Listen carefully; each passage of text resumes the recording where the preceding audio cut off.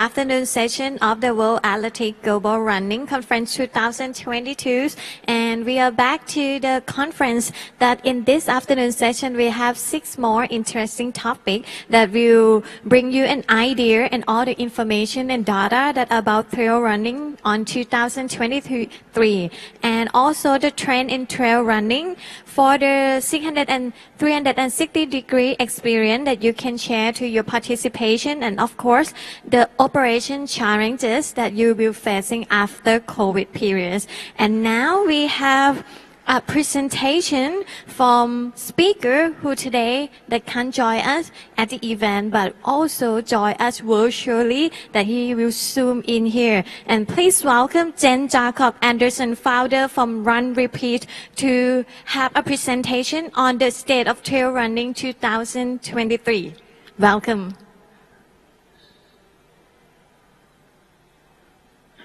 Hello everyone, I'm Jens Jacob Andersen from Copenhagen, and we previously in 2019, as some of you might remember, we did the State of Running, and this year together with World Athletics we did the State of Trail Running, and let's dive into it. It's me you see on the left there and probably also in the top right corner.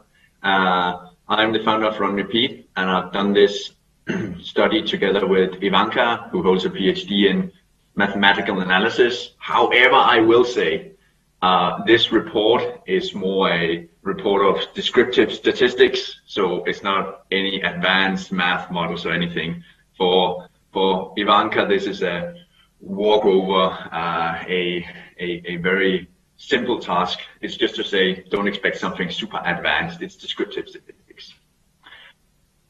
So first, briefly about what we do at Run Repeat.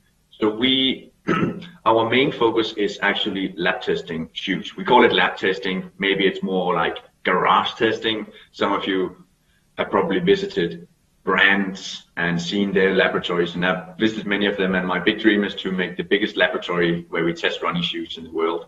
But we do all sorts of tests, and as you can see in the top left corner here, we cut the shoes in half and measure all sorts of things about these shoes.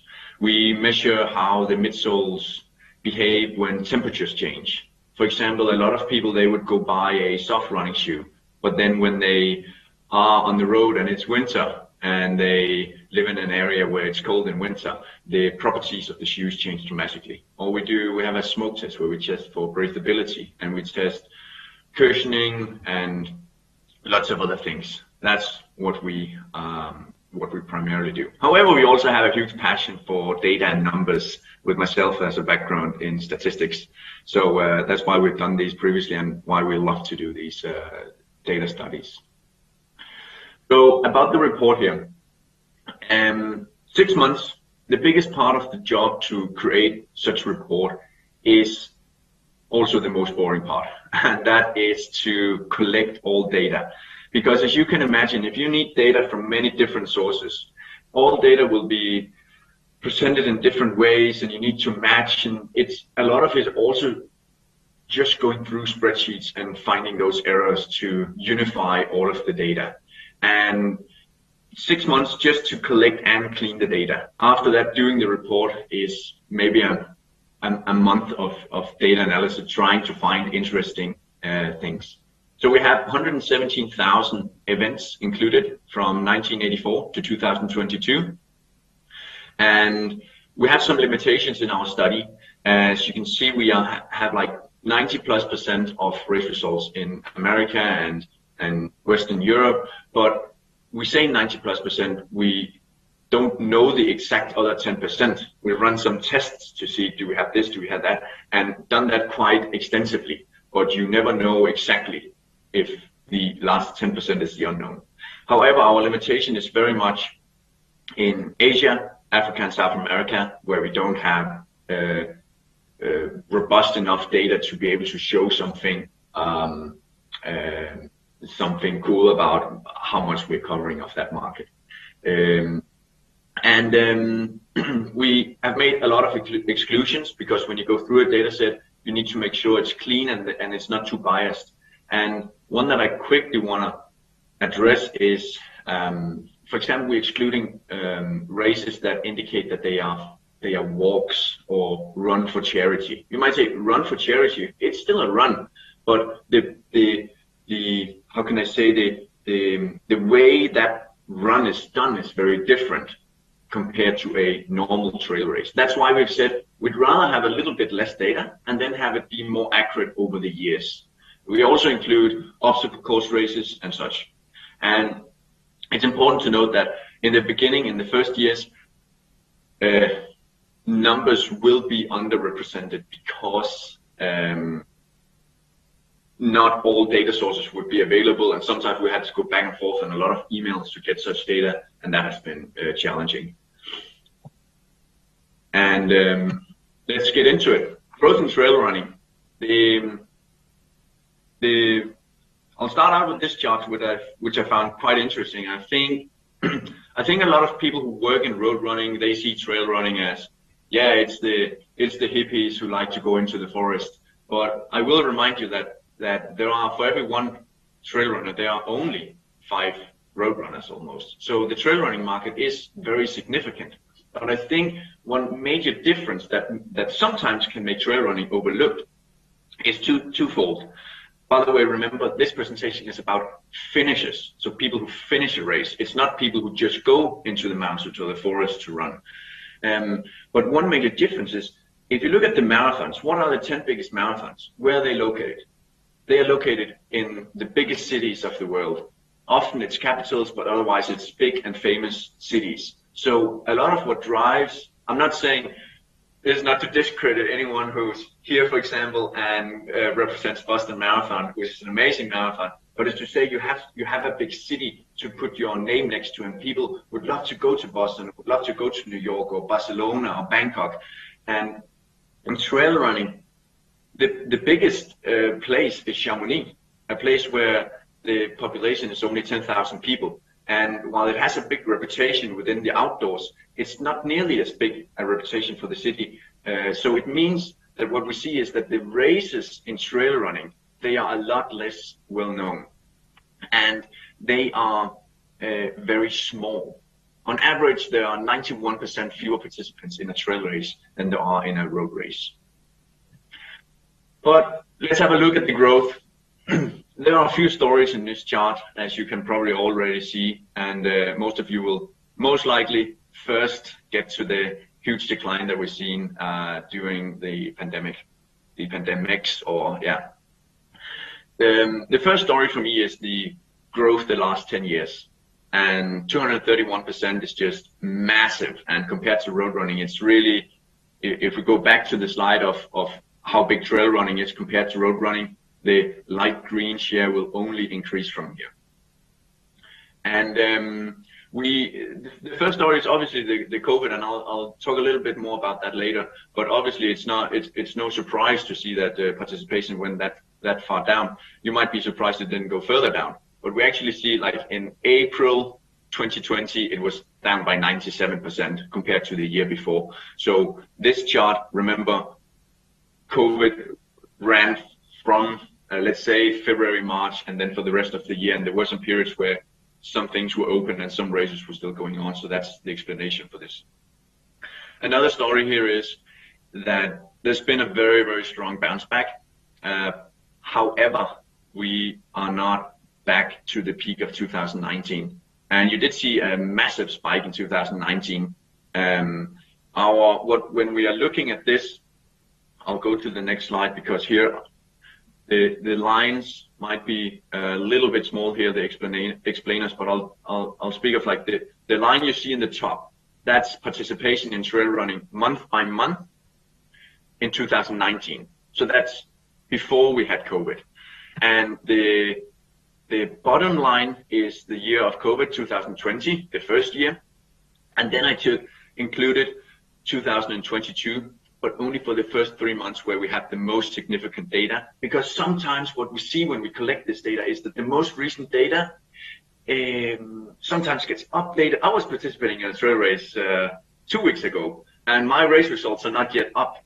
And so we just want to make sure that we're not underrepresenting trail running in the most recent months. We could have included April, May, and what I see preliminary is that it's about minus 15%. We try to run different reports on where would we be by the end of the year, and the base case, the most likely case is that we would be around minus 15% compared to 2019. Another interesting thing here, if you are in road running, you know that there is a natural seasonality in road running, and that's in the spring and in the autumn.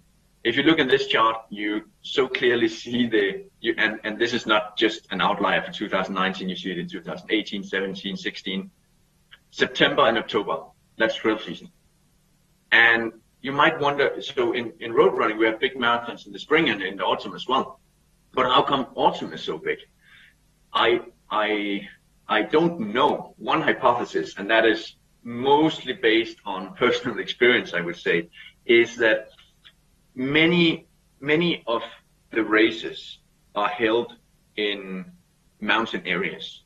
And if you've been skiing, you might have been skiing in March and sometimes even April. And it means that the races, they are uncertain about the likelihood of their event taking place if it happens in the spring. And therefore, the following is probably bigger in the autumn, where there's no snow and the conditions are more stable. That's my hypothesis, but maybe the bright audience here would have better ideas as to why this is.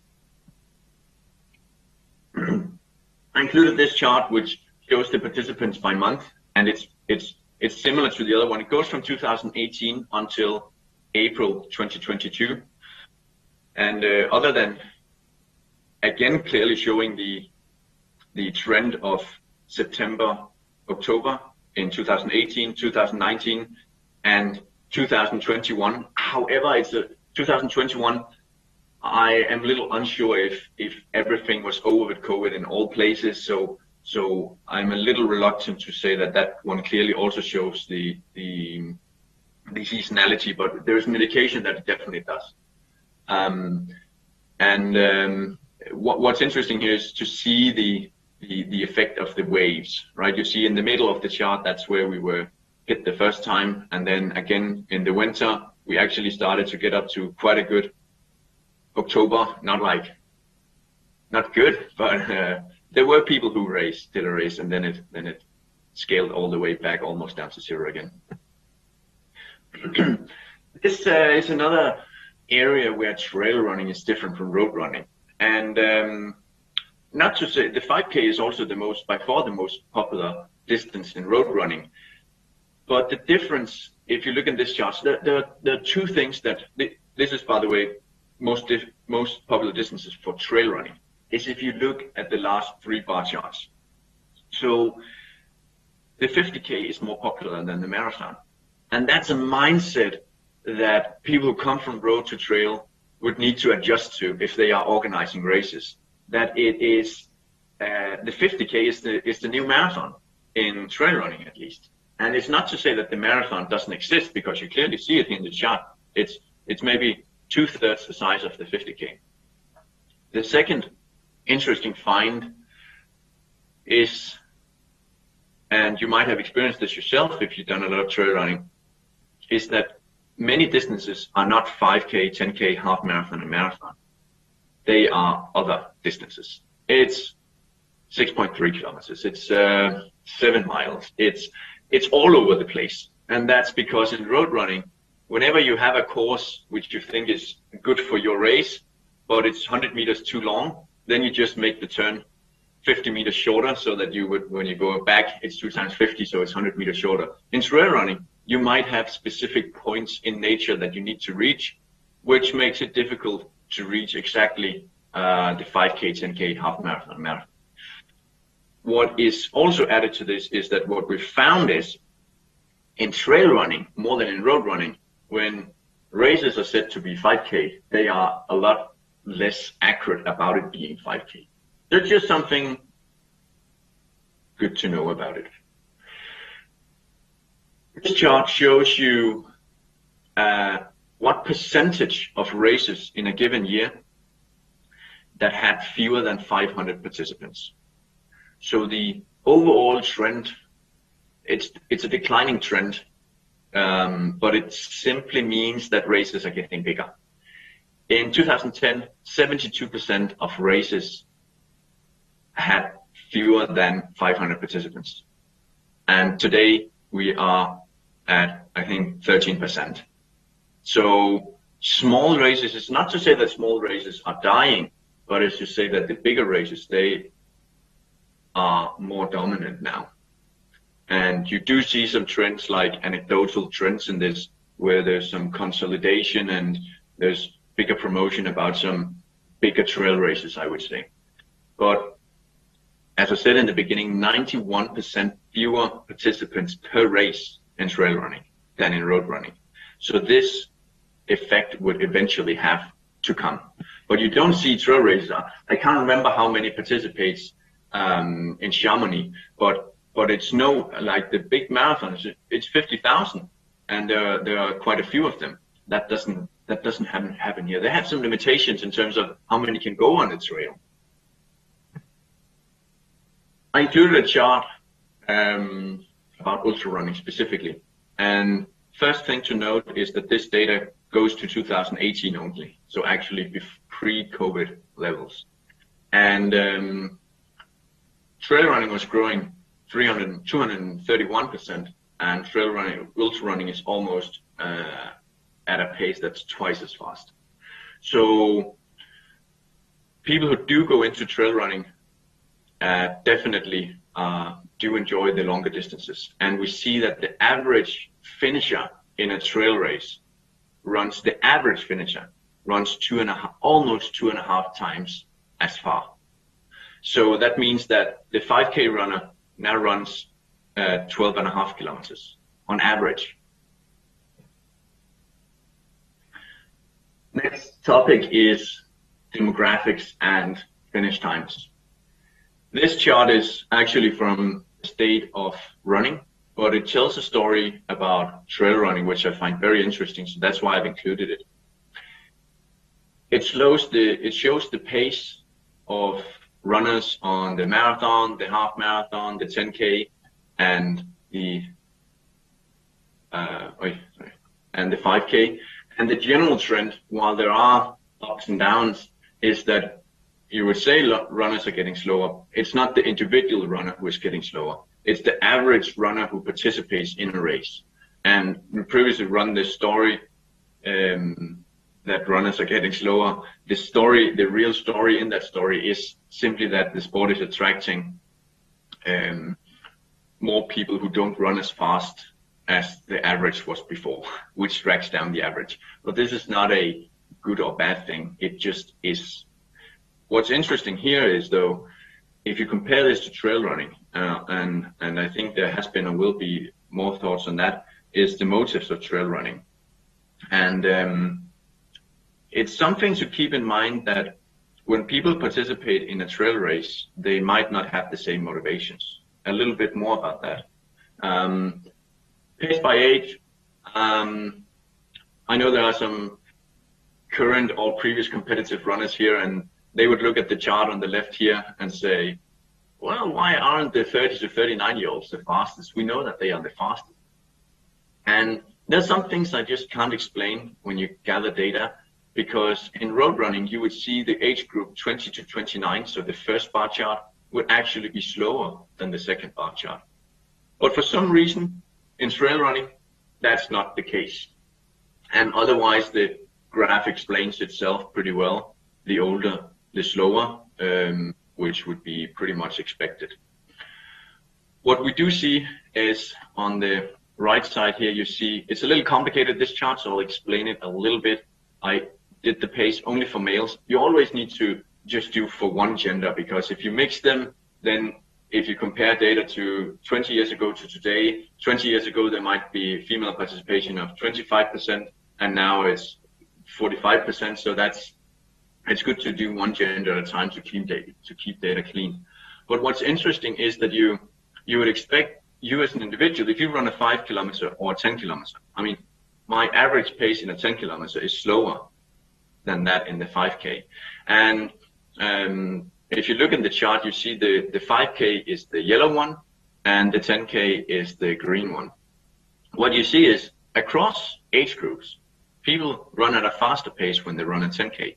And that is again to support this idea that it's simply different people who run different distances. So it's more competitive, or it's people who are in better shape who run a 10K, and they are significantly better in shape. And this also goes for the half marathon. However, when you get to the marathon, you see that now people are getting slow. And that might be this thing with the marathon being the most significant race in road running. This chart is for road running, by the way. And therefore, there's a lot of, let's say, personal achievement or prestige in achieving the marathon. And therefore, a lot of people would have that as their first long race they would even participate in. Age distribution, made a fun headline, old men and young women. You see the red bars are females and the dark green one is males. And what you basically see is that there's a small, it's slightly skewed towards women being younger in running and men being older. However, I am unsure how you'll actually use this for anything, because while there is a difference, the most outspoken difference is probably 60 to 69-year-old, where you have more males than females, like proportionally, but the distribution is the same. I mean, they both peak at around 30 to 50 years, so. Yeah. And then a little troublesome slide from me, which maybe someone in the audience could explain to me at some point. Very often when you run some data, you have an idea what the data is going to look like. And in this case, it's complete opposite of what I expected. And I simply can't explain it. So the light green bar chart shows the 50 kilometers distance, and the dark green one shows the 5K. So a 10x difference in the distance. And what you see is that for the 50 kilometer, the older people get, the slower they get. But not here for the 5K. And that I just cannot explain.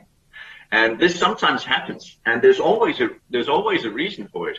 But I just haven't been able to in this one. I will say, remember, I scaled the chart here on the left so that so that it also makes it look more extreme than what it actually is.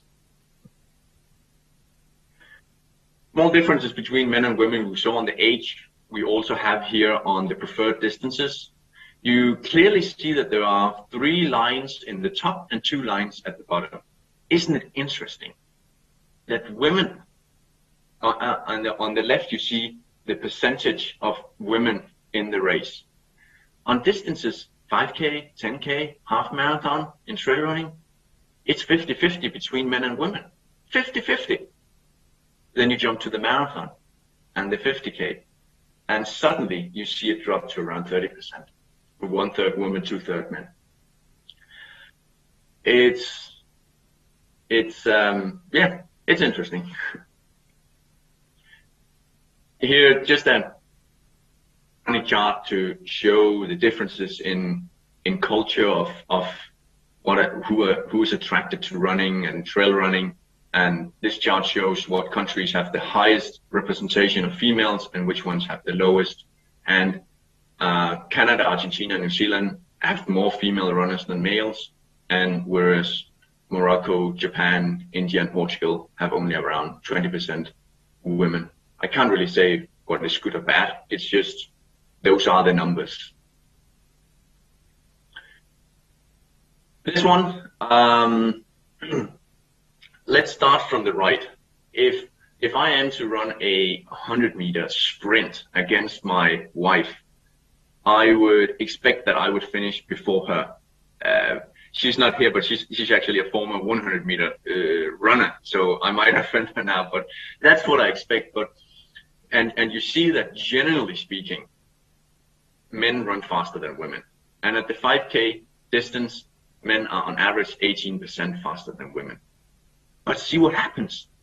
As the distance gets longer, on the marathon it's only 11% difference. At the 50 miles, it's only 3.7%. At the 100-mile difference, there's basically no difference in the finish time of men and women. And of course, we had to look at what point are women then actually faster than men. And if you include races, there are not many of them. But if you include races longer than 195 miles, 300 kilometers, women are on average 0.6% faster than men.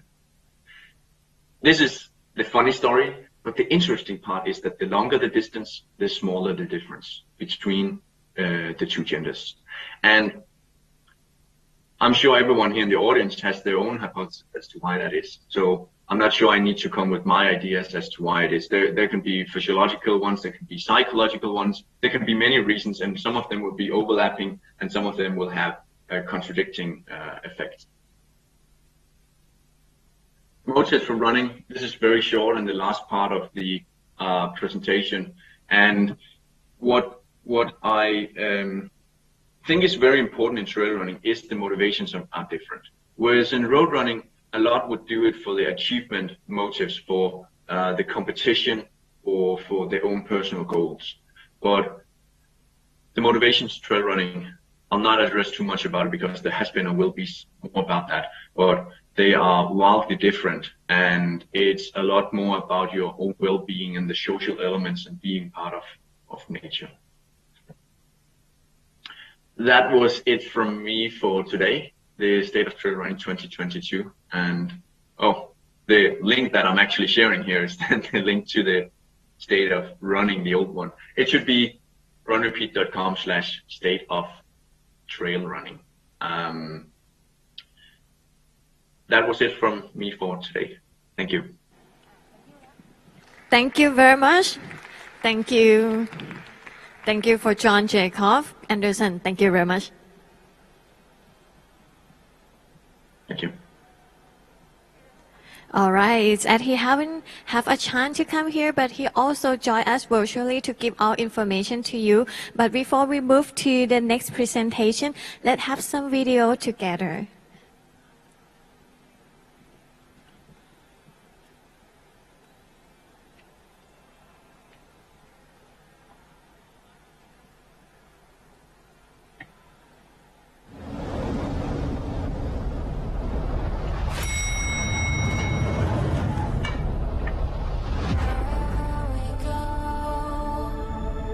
Like we are ready for the show.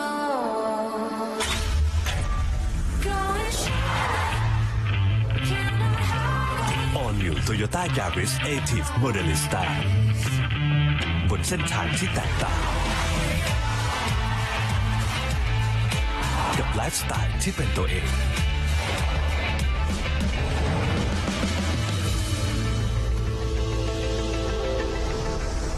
และความโดดเด่นที่เป็นเรา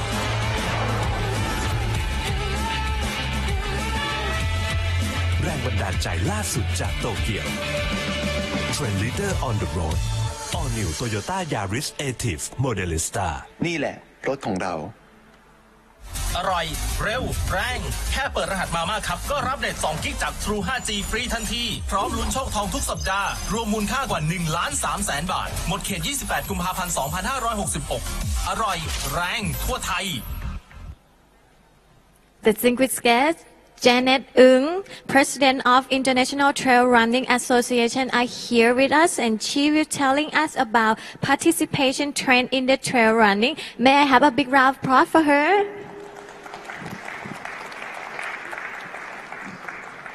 Thank you very much. Guess you can all hear me.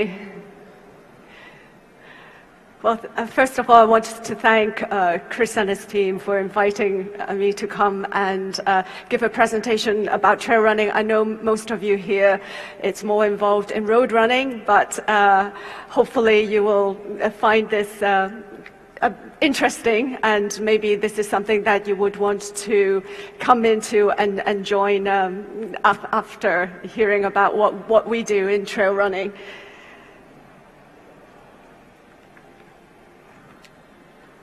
So on participation trends, 4 things I want to discuss is what is trail running, and then to talk to you about a survey that we did this year. I think some of the survey results will resonate like the ones from Run Repeat as well.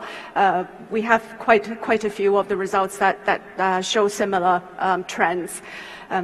Bit on eco-responsibility and also what our observations are in terms of the future of trail running. So before I start, I just want a show of hands from everyone here who has done a trail race. That's great. I think that's about 40% of us. But in any event, I want to give a little bit of background on what trail running is all about. So trail running, unlike road events, it can take place on various types of natural terrain. It can be on single tracks, it can be on snow trails, and it can be on dirt roads, forest paths, and of course a lot of it takes place on big mountains as well. The different types of environments that where it takes place, deserts, plains, forests, and as I mentioned, mountains as well. They are mostly off-road, and again, unlike in road running where we have these set distances of marathon distance, half marathon distance, in trail running, as Jens Jakob just mentioned as well, there's really no limit on distance or altitude gain or loss. And it really represents a logical discovery of a region from a point to another point. And often you need special types of equipment to do trail running just because of the specific nature of where you are. So specific types of trail running shoes, you might need headlamps if you're going out into the night, backpacks to bring your food, your other resources that you need. And there's also in races, often there will be a mandatory equipment list, so including things like a survival blanket, maybe an extra layer of clothes, and things like mobile phones so that you can contact the organizers if you need. And so with ITRA, what we do is how do you then classify these events? We based it on the distance and the elevation gain and loss, and we categorize them based on like 1 to 6 points, with 6 points being really the hardest ones. It can be like events that go over 300 kilometers and over 10,000 meters of elevation gain and loss, and then 1 being the easiest one, so to speak, the smaller distance ones, perhaps a 5K event. So having a little bit of idea of what trail running is, I want to share with you some survey results that we did this year. So what we did is we sent out a questionnaire to our members, which are individuals, trail runners, and we got back close to 10,000 responses from over 100 countries. And in terms of the gender split of the respondents, we have 82% men, 18% women, and the age, you can see that we are a pretty mature group with about big majority is over 35 years old. Only really about 13% of respondents are under 35. So we asked them quite a few questions. The first one is, what is your first running experience? And 63% came back and told us that their first running experience is actually road running. And about 20% say that their first running experience is on the trails. In terms of what age did you start trail running, you can see that there is, again, a very big majority that only started in their 30s to 40s. And perhaps an explanation is, as we just saw, many of them transitioned over from road running. So maybe that is one of the explanations why the age when they start trail running is a little bit more mature and older. In terms of why you start trail running, again, like Jens Jakob has mentioned, I think it was quite interesting to see that the first three reasons, respondents can point out to more than one reason, but then the most that people say why they do trail running is not about preparing for a race or losing weight. Instead, you can see that the first one is keeping in shape, and then to discover new places and also to feel in harmony with nature. Annual budget of equipment that you need for trail running, over 50% of our respondents say that they spend over 200 euros per year. And quite a lot of our respondents say that trail running is not just their only sport. Only 18% say that they do just trail running. And many of them pursue mountain biking as well, road biking, and also swimming. We asked them quite a lot of questions on their training regime. I didn't set it out like in detail, but please feel free to read our full survey, which you can find it on ITRA's website.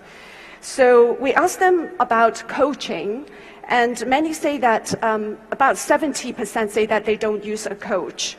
Only about 12% say they do. 5% say that they use free online training programs, and 3% say that they use paid online training programs. 57% of them say that they don't do any road running anymore, while 32% say that they do at least one track session a week. And then on the trails, what do? Majority say that they will train 1 to 3 times per week on the trails, and about 40% will train for 4 to 8 hours per week on the trails. And we also asked them about long training sessions, which is something that many trail runners would do, and which we categorize it as like 2 to 4 hours or even longer. 93% say that they will do one long session a week, including quite a significant percentage, 22% say that they will do a training session of over 6 hours, like in one go each week. Running breaks, interestingly, many say that they don't take any running breaks at all, and majority say that they take between 0 to 2 weeks of running break, and that's it over the year. In terms of injuries, yes, trail runners do get injured, and 62% say that they do get injuries during their training. And the most common types is sprained ankle, uneven terrain, ITB issues, and also muscular tears. Traveling abroad to races, we asked respondents, do you travel overseas to do events? About half say yes, and then the other half say no, they don't go abroad to participate in races. With that in mind, what we did was that we think that to incentivize and to encourage those that don't travel abroad to race, we set up what we call the ITRA National League. And this will kick off in 2023. It's an annual program starting on the 1st of January to the end of the year. So for each country, we have this National League program where all our members, all runners can sign up to it. So what you need to do is, during the whole year, you do 3 member races. And we, using our performance index, the ITRA Performance Index, which is recognized by World Athletics to be the official performance index, we will rank the runners, and after the end of the year, we will have these rankings for each country.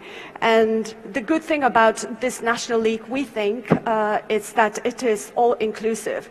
So as long as you are a ITRA member race, you can join the National League.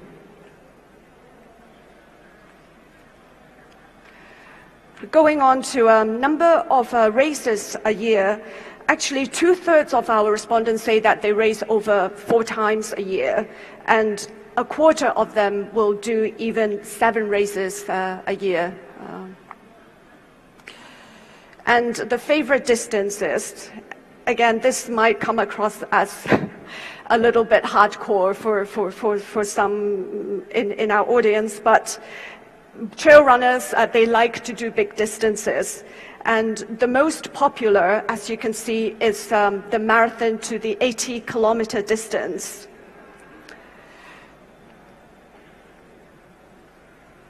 But on the other hand, if you look at when we ask them, what about your first race? Most of them started off with a 5-kilometer or a 10-kilometer trail race. So trail runners, I think one of the challenges and one of the things that actually people find exciting is to go further and further and to test themselves, to test their mental endurance and physical endurance as to how far they are able to go. With longest races, many have done very long distances. 40% of them say that the longest distance is actually over 100 kilometers. And in fact, 80% of them, you can see, have done marathon distances or beyond. In terms of the annual budget for race registration, the figures selected by most, you can see here, is 100 to 300 euros. So I think that gives you a snapshot of what quite a lot of trail runners around the world are doing and their habits. And I want to briefly go on to something that trail runners, I think, feel quite strongly about. It's about eco-responsibility and sustainability.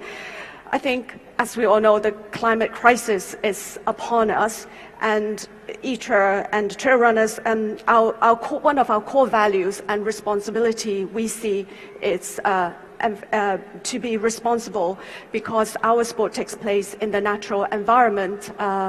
It's our playground, so it comes very naturally for trail runners to feel that we need to be ecologically responsible as far as we can, and we hope that this feeling, this movement can inspire a wider societal change as well.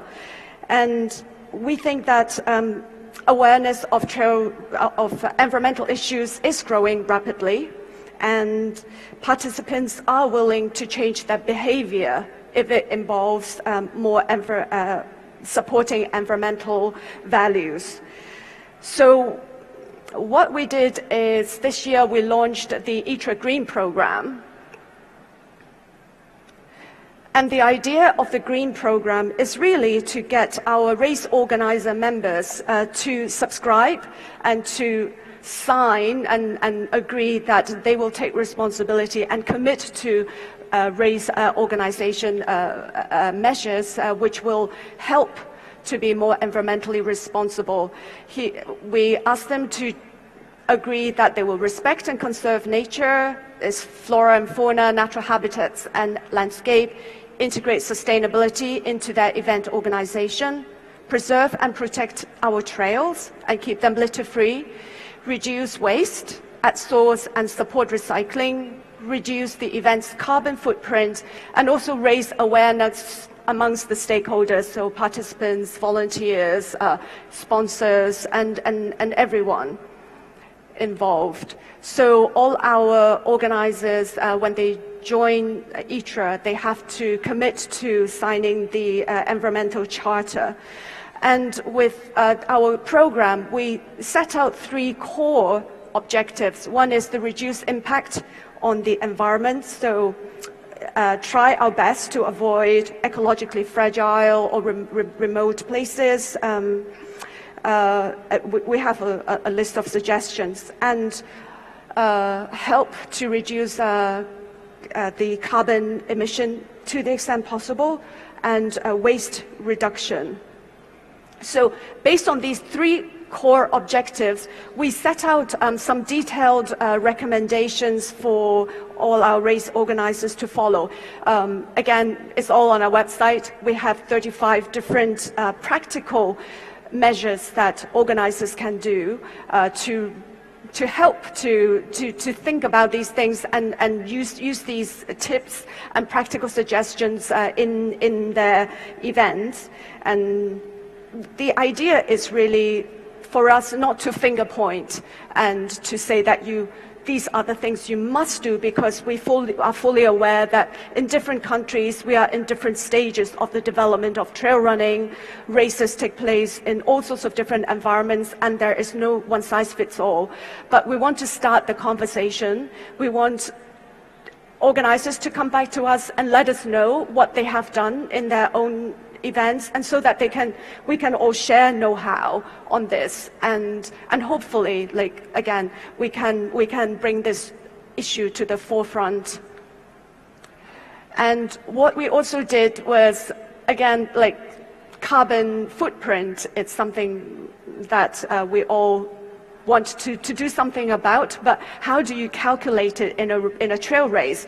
So we worked with a Swedish online registration company called Run ID, and then they came up with this Excel sheet, it's very easy to use. You plug in information about your race, like how many participants you have, in your estimation, where do they come from, how many travel in from overseas, what do you use, like in terms of your aid stations, do you give out swag, and do you give out like physical awards, and plug in all your numbers, and then it will tell you what is your total carbon tree equivalent and how much emission you have.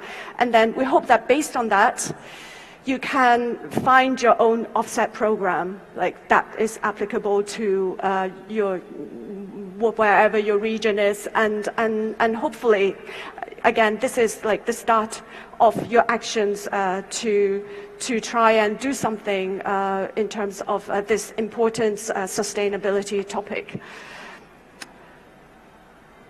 And lastly, I just want to share some observations I have on the future of trail running. The overall participation, as our last speaker mentioned, it was growing phenomenally. I think he mentioned that it was like 230% increase in the last 10 years. So it's definitely growing. We see registration down actually compared to pre-COVID of 2019 by still 30%. And of course, there are still some places where trail running has not come back yet. And in terms of why it's down, that there are all sorts of reasons, I think, like including the refund policies when COVID struck, whether people are that prepared to sign off and commit to races for like that takes place in the future, whether, for example, like with COVID, people have maybe stopped the habit. I think some other speakers were talking about it's a habit that people have to just fall back into when it comes to running. Female participation is definitely growing. We can see it again also from our own membership as well, generally, and also in races. More brands are also taking care of women trail runners now.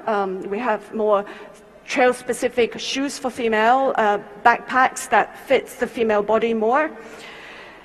The sport is also starting to be getting more interest from newer regions. Asia is an example. We see big growth in Asia. We see huge growth in South America. And we speculate whether Africa is the next one.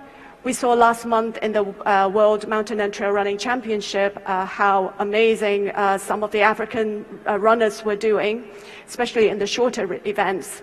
And it will be interesting to see how they tackle the longer distances that are more typical of trail races. I believe we will see improved performance of the masses, really because trail running has got such a short history in many places, but now we have got more know-how available, we have a more advanced equipment and more targeted training for trail runners. So we believe that with that, the masses will get just better and better in doing trail events. Professionalism of elites. Again, we saw last month in Chiang Mai, the inaugural World Mountain and Trail Running Championship, the amazing performance of athletes, the competition level at the pointier end of our sport is just absolutely amazing. We can see that will be getting more and more competitive. Topics like prize money will come to the forefront more and more, and in fact we see a lot of bigger circuits and big races giving out prize money in trail running now. Technology has helped trail running coverage massively. I think in the old days we flag off everyone and then they disappear off into the distance, into the trails, and you don't see them again until they hit the finish line. But now with the improved technology, the live tracking, the iRewind, and we hear we can cover runners so much better. I think for those that were at the opening yesterday, you saw the footage of the World Mountain and Trail Running Championship. You can see that we can now capture trail running as it happens on the trails. And the other thing is with all these social media, personalized trail running stories, again, we think that will help to spread trail running. Green initiatives, as I just mentioned, it is something on many race organizers and runners' mind, on ITRA's mind as well. And we see that will again be something that will become a lot more on the forefront. We see newer products now, for example, shoes that are made of environmentally friendly material, clothes, and we see elites leading movements on being more environmentally conscious. So I think, again, green initiatives is something that will be here to stay, and we will be more and more involved in it. Okay, that ends my discussion. Sorry for overrunning a little bit, and I'm happy to take any questions. Yes, Steve.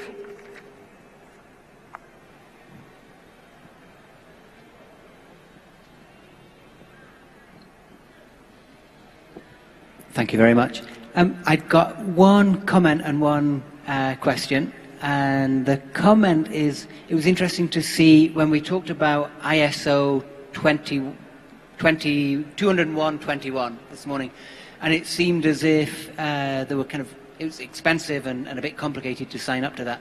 And it looks to me as if the ITRA green commitment might be a really good way of sort of almost no barrier to entry other than just getting on and introducing sustainable practices into your race organization.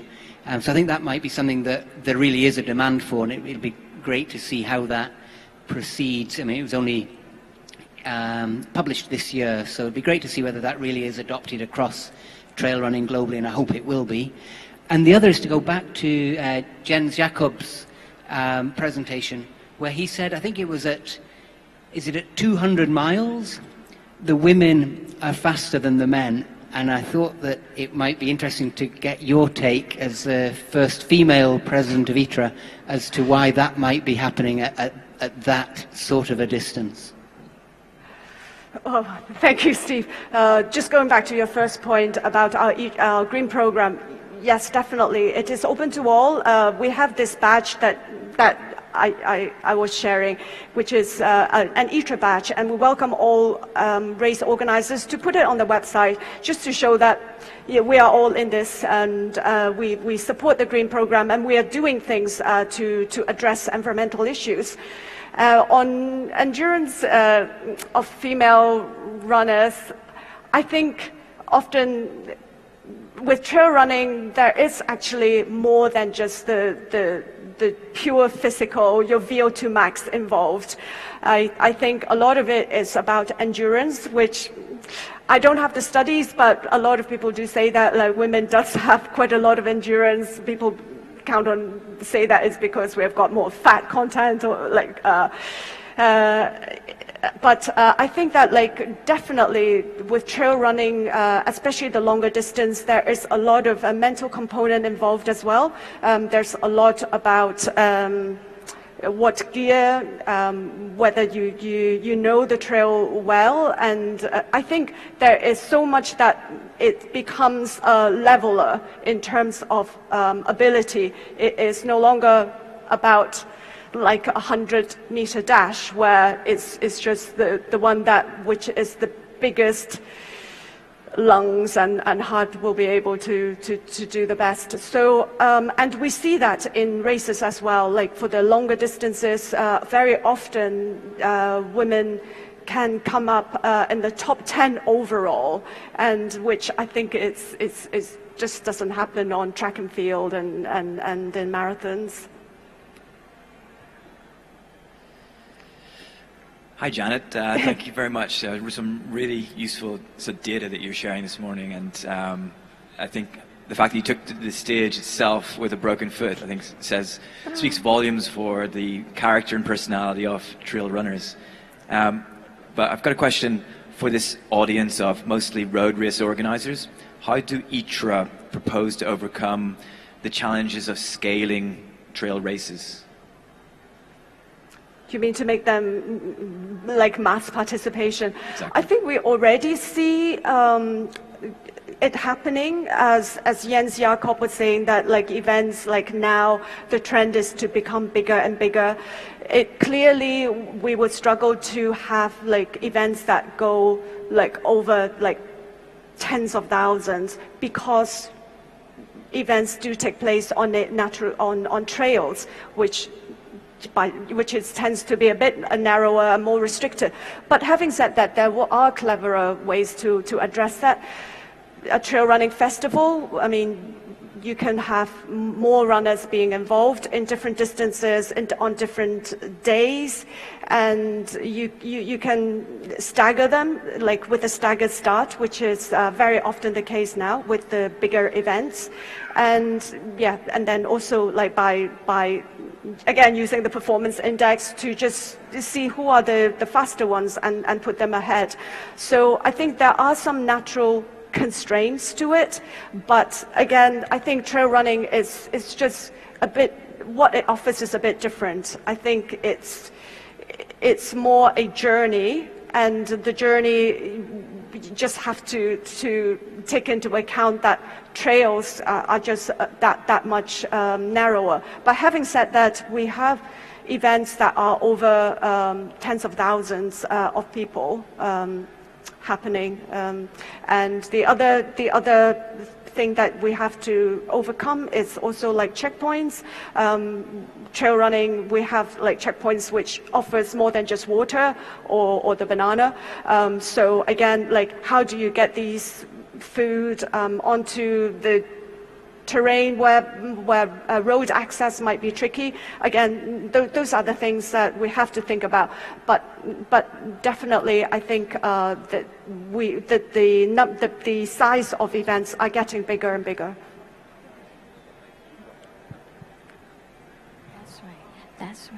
That's right, and that's the presentation of the Janet. May I have a big round of applause for her. Thank you. Thank you very much, Janet. Thank you very much. Thank you. And that's the idea of participation trend in the trail running. And for the International Trail Running Association, they are composed with a member from various backgrounds, unite us in the passion of the trail running, and they also aim to give a voice to the participation to involve in the trail running in order to promote it in a strong value, is make it more diversity, and also to promote safety across the race, and also to promote the health to the runners. And of course, before we moving to the next session, I would like to announce that we need to apologize you that we have to close this on time, and also after this we have to cut the Q&A session after we finish the presentation of the each speaker. So please apologize for that we have to cut the Q&A session. And for before we moving next, should we have a little video for everyone? เที่ยวแบบใหม่ มีแต่เรื่องให้ Amazing กลัวแดดแรงๆแต่คลื่นก็แรงด้วยนี่ไม่กล้ากินอะไรใหม่ๆรู้อีกทีไม่เลือกร้อยแรงต่างกันเล็มน้อยนะลูกรักษาระยะห่างแต่ความเท่เนี่ยไม่ห่างกันเลยใส่หน้ากากเข้าหากันแต่ดูทันเราไม่ยิ้มให้อ่ะช่วยดูแลธรรมชาติธรรมชาติดูแลซะงั้นแค่ดูแลกันและกันเพิ่มขึ้นอีกนิดก็ใกล้ชิดความสุขได้ยิ่งกว่าเดิมยิ่งไปยิ่งให้ยิ่งสุขใจกว่าที่เคยเที่ยวเมืองไทย Amazing ยิ่งกว่าเดิมThat's right. And we're going to the next presentation. It will talk about building great product in the off-road space. And please welcome Sabina Durdanai, Key Account and Sales Manager from UTMB Asia. Welcome. Good afternoon. Hello, everyone.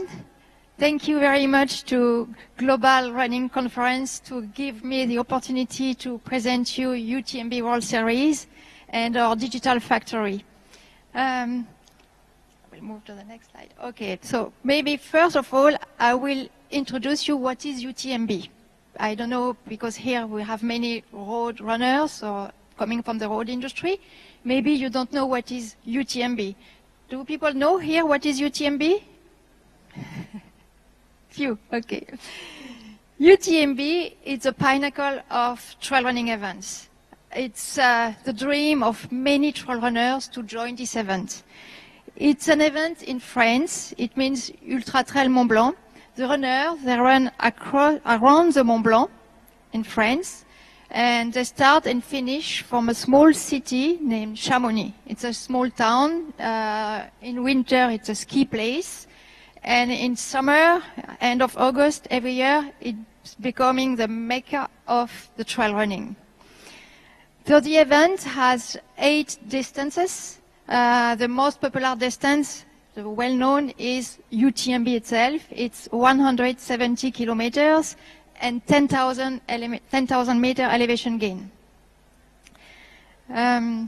UTMB has crossed 3 countries. So they start in France, but the runners, they go in Switzerland, Italy, and come back to France. So the UTMB is so popular that many events want to join, and there are not enough slots available. We have 10 times more demand than people who can actually join the event. So UTMB has created a new series. It was launched in 2022. It's named UTMB World Series.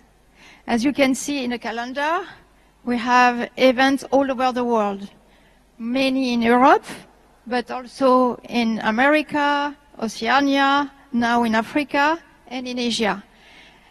We had 32 events, and we'll have 32 events in 2023. So, the purpose of a runner is why to join the UTMB World Series. What is the sport system of UTMB?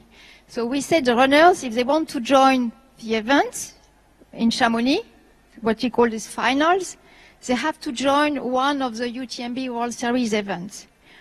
Why? Because they can earn in these events what we call the running stone. A running stone is one chance to be taken at the lottery to join the UTMB Mont Blanc. That's one of the conditions.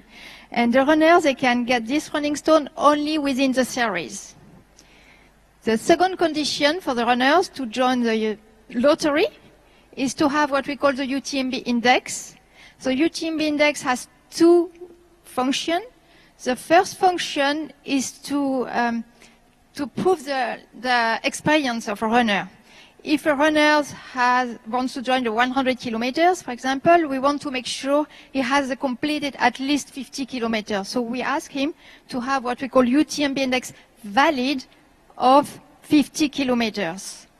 And the second function of UTMB index is also to evaluate the performance of a runner. So we can know, according his performance index, if he's an elite runner or average runner. And then we have a different categories for the distances to join the UTMB Mont Blanc.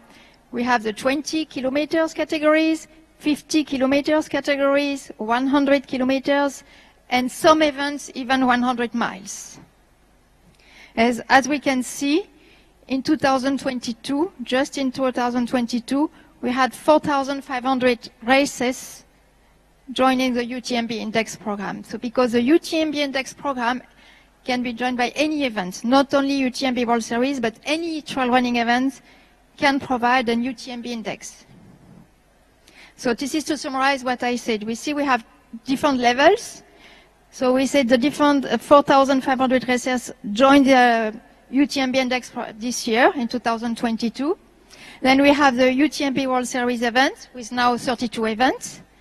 And then we have the UTMB Major among the UTMB World Series events. So the major represents a continent. So we have one major per continent, one in America, one in Europe, and one in Asia. And in Asia, it's now here in Thailand. It's happening next weekend, actually, at Doi Intanon, Thailand by UTMB. The major gives double running stones. Because we said earlier, a runner needs to get a running stones to have the chance to be taken at the lottery. They need to finish a distance to get the running stone. And at the major, they get double running stones. Finally, they can get to access to the lottery to join the finals in Chamonix-Mont Blanc. So it was very interesting to see the sport system, but UTMB has built what we call the digital factory around all this ecosystem of UTMB. So what is UTMB Digital Factory? It's a website when we centralize everything. We centralize the UTMB World Series website, the social media of UTMB World Series, the existing database of UTMB with 2.5 million of runners, and what UTMB Live, which is a live TV. And then we have a second level on the same website, same place, which is a UTMB World Series event. So each event has a website on UTMB World Series website. So each event has a website, same for social media, and the database of each event. And the third level on our digital factory is a participant, the runner place, where they can access to their own profile. So the runner's dashboard, actually. So we just mentioned the website, the event website, and the runner's dashboard. So now we go to the runner's dashboard. I'm a runner, and I have my digital experience to join one of the UTMB World Series events. So first, he can log in. He can access to the same website. He can log in on his account. So to create his account is here on the website. And it's mobile friendly. You can see on the screen I put myself as a profile for runner. You can see the UTMB index, so that gives my level, which is, you can see 455. It means I'm an average runner. I can see my previous races and the races on which I will join. So I can see my results on the previous races, not only on UTMB World Series event, but also from UTMB Index event. And I can see the coming registration coming. And then what is interesting, it's also the statistics my statistics as a runners. And for example, we can see it was going up until 2019, and after 2019, everything fell down. We know the reason, but it's interesting to see the trend. As a runners, okay, this is maybe the good time to catch up. And we can see only in 2022, 90,000 runners created an account. So we see the interest of the runners joining our digital factories. Now we come to the interesting part of UTMB Live. I think this is one of our strengths as well. UTMB Live is a live TV. We just mentioned earlier, or we heard on the previous presentation, that it was very interesting to track the runners on their journey on the course. And it's really true now. The public is really watching and following the runners during their experience.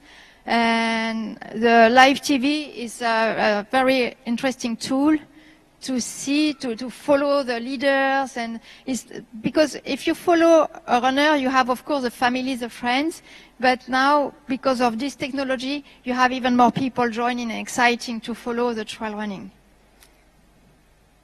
So I want to show you what is UTMB Live. Maybe a short video can tell a lot. Let's see.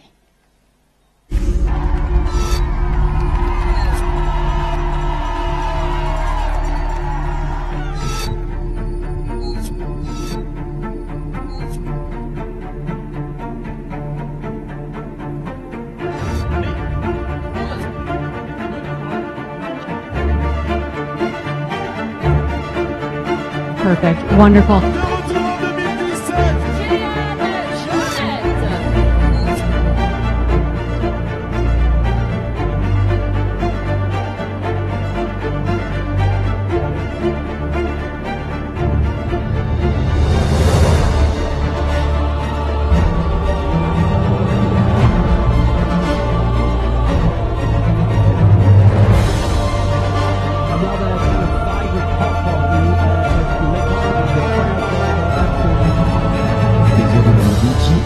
Remporte la CCC.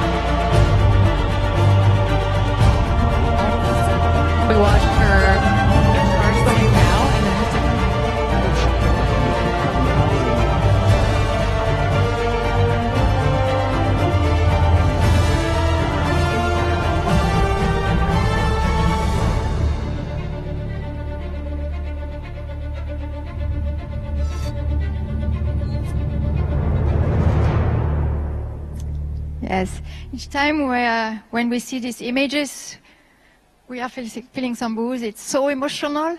Trail running, it's a real passion. It's a passion for every trail runners. And it's very common to see a trail runner crying at the start, during the race, at the finish, not only because they are in pain, because they change their life. So it's when we see these images, always so, we are also caught in the emotional aspect. And the strength of UTMB World Series is to be able to create a great product around the passion of trail running. And the great product is the UTMB World Series, is a digital factories that we are now building with a website, with a UTMB Live. As you can see, the media impact is significant.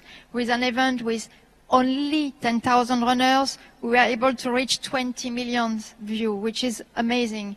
So it means we believe that trail running still have a very, very good future ahead. Thank you.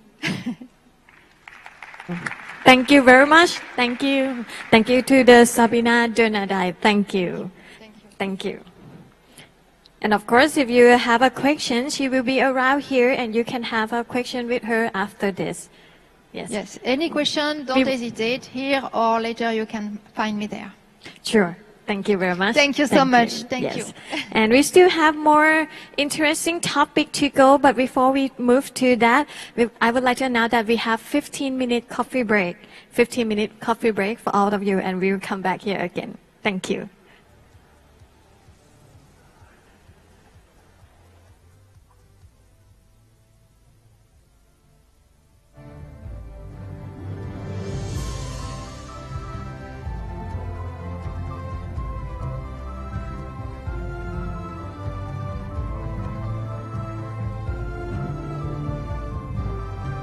อร่อยเร็วแรงแค่เปิดรหัสมาม่าครับก็รับเน็ต2 กิกจาก True 5G ฟรีทันทีพร้อมลุ้นโชคทองทุกสัปดาห์รวมมูลค่ากว่า1,300,000 บาทหมดเขต28 กุมภาพันธ์ 2566อร่อยแรงทั่วไทยชีวิตคุณอร่อยแบบไหนอร่อยในตำนานอร่อยในร้านอร่อยในรถอร่อยในใจเธอทุกรสชาติคือความอร่อยของชีวิตทำทุกวันของชีวิตให้อร่อยไปด้วยกันมาม่าอร่อย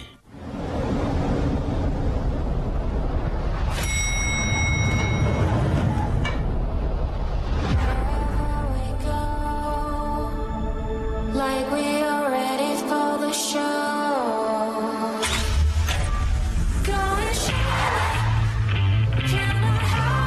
All New Toyota Yaris Active Modelista บนเส้นทางที่แตกต่างกับไลฟ์สไตล์ที่เป็นตัวเอง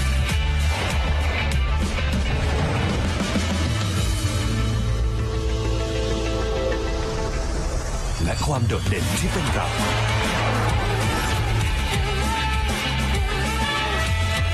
แรงบันดาลใจล่าสุดจากโตเกียว Trend Leader on the Road All New Toyota Yaris Active Modelista นี่แหละรถของเรา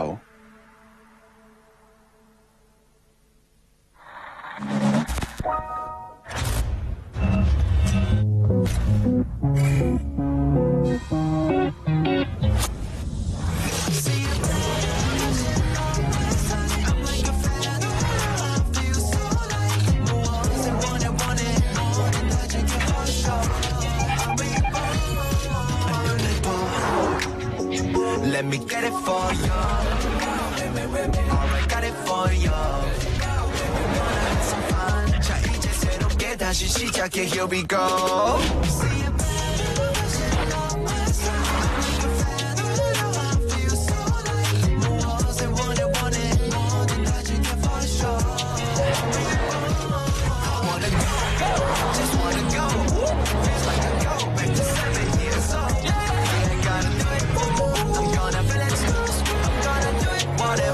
แมทชีวิตในแบบคุณ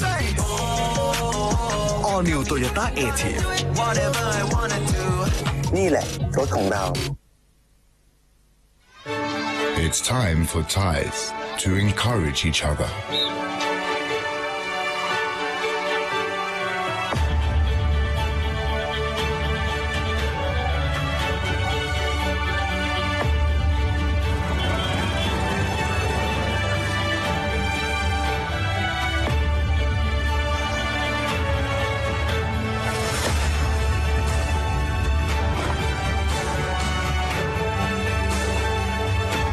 Forward, the encouragement. Physical and mental strength would lead us to victory. To make Thai people and Thailand stronger. Sports Authority of Thailand. Welcome to the amazing new chapters of Thailand, where you discover yourself. Do you believe in the multiverse? Multiverse?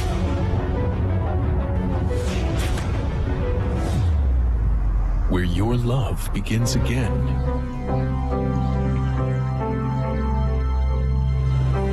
Where nature is calling you. Mom, I got a new friend.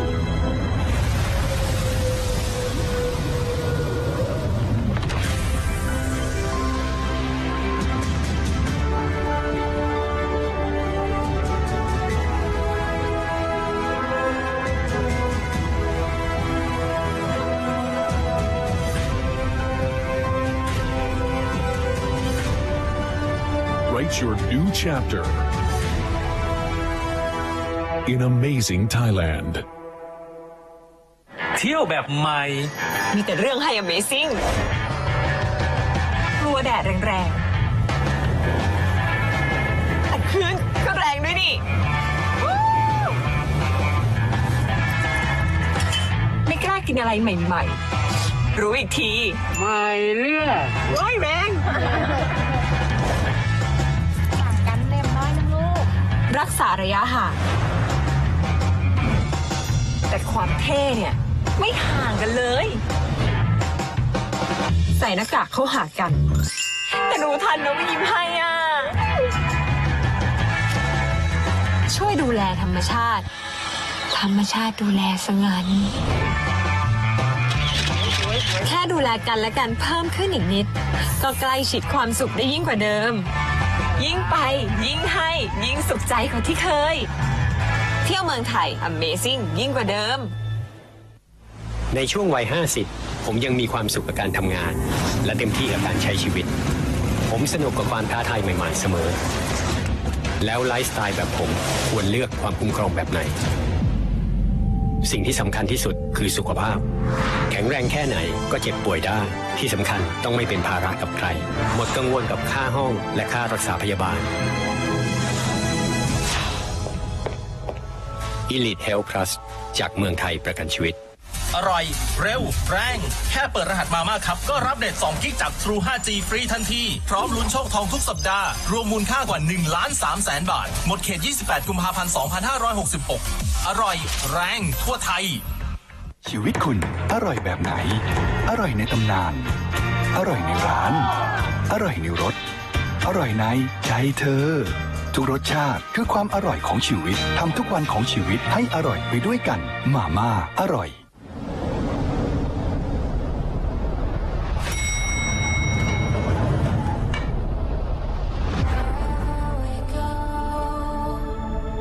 Like we are ready for the show.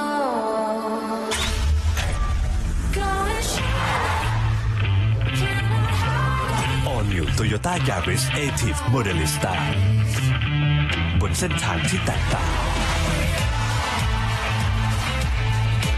กับไลฟ์สไตล์ที่เป็นตัวเอง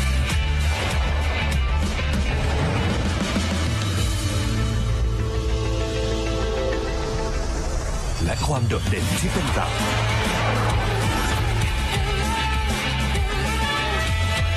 แรงบันดาลใจล่าสุดจากโตเกียว Trend Leader on the Road All New Toyota Yaris Active Modelista นี่แหละรถของเรา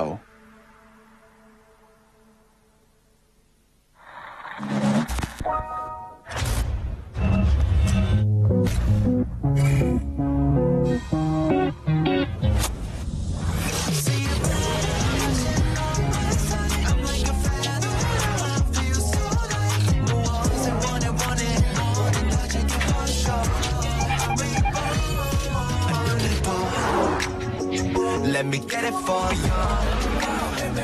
Alright, got it for you. Gonna have some fun. 자, 이제 새롭게 다시 시작해. Here we go.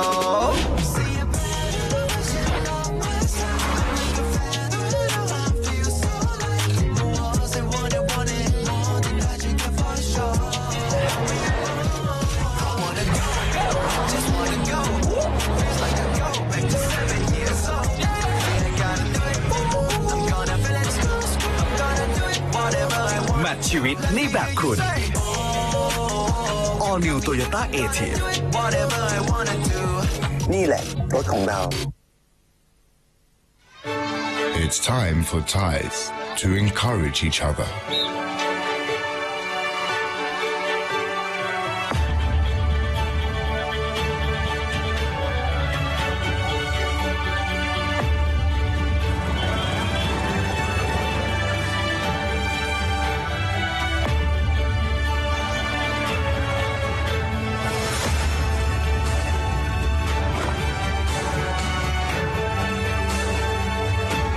Forward, the encouragement. Physical and mental strength would lead us to victory. To make Thai people and Thailand stronger, Sports Authority of Thailand. Welcome to the amazing new chapters of Thailand, where you discover yourself. Do you believe in the multiverse? Multiverse?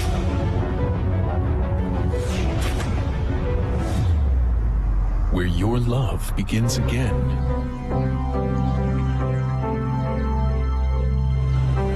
Where nature is calling you. Mom, I met a new friend.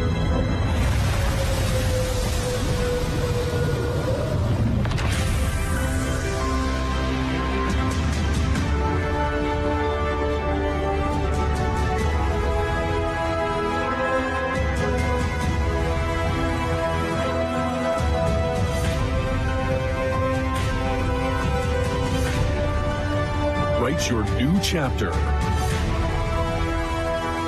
in amazing Thailand.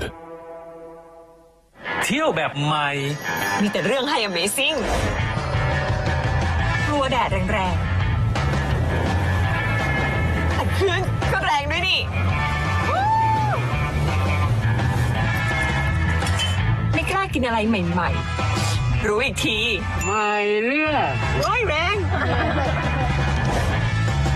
ต่างกันเล็มน้อยนะลูกรักษาระยะห่างแต่ความเท่เนี่ยไม่ห่างกันเลยใส่หน้ากากเข้าหากันแต่รู้ทันนะไม่ยิ้มให้อ่ะช่วยดูแลธรรมชาติธรรมชาติดูแลซะงั้นแค่ดูแลกันและกันเพิ่มขึ้นอีกนิดก็ใกล้ชิดความสุขได้ยิ่งกว่าเดิมยิ่งไปยิ่งให้ยิ่งสุขใจกว่าที่เคยเที่ยวเมืองไทย Amazing ยิ่งกว่าเดิมในช่วงวัย 50 ผมยังมีความสุขกับการทำงาน และเต็มที่กับการใช้ชีวิต ผมสนุกกับความท้าทายใหม่ๆเสมอ แล้วไลฟ์สไตล์แบบผมควรเลือกความคุ้มครองแบบไหน สิ่งที่สำคัญที่สุดคือสุขภาพ แข็งแรงแค่ไหนก็เจ็บป่วยได้ที่สำคัญต้องไม่เป็นภาระกับใคร หมดกังวลกับค่าห้องและค่ารักษาพยาบาล Elite Health Plus จากเมืองไทยประกันชีวิตอร่อยเร็วแรงแค่เปิดรหัสมาม่าครับก็รับเน็ต2 กิกจาก True 5G ฟรีทันทีพร้อมลุ้นโชคทองทุกสัปดาห์รวมมูลค่ากว่า 1,300,000 บาทหมดเขต28 กุมภาพันธ์ 2566อร่อยแรงทั่วไทยชีวิตคุณอร่อยแบบไหนอร่อยในตำนานอร่อยในร้านอร่อยในรถอร่อยในใจเธอทุกรสชาติคือความอร่อยของชีวิตทำทุกวันของชีวิตให้อร่อยไปด้วยกันมาม่าอร่อย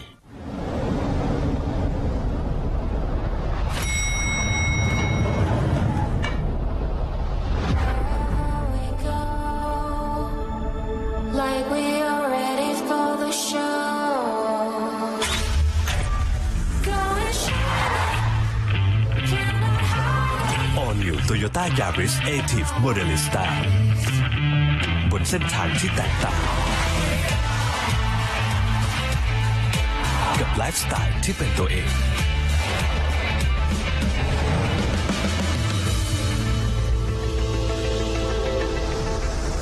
และความโดดเด่นที่เป็นเรา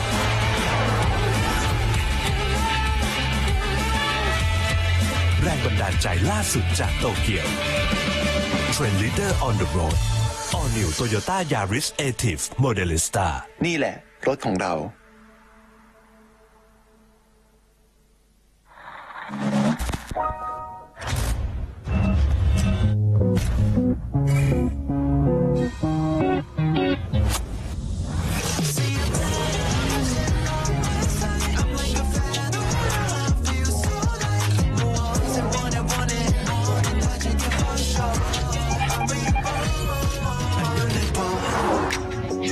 Let me get it for you.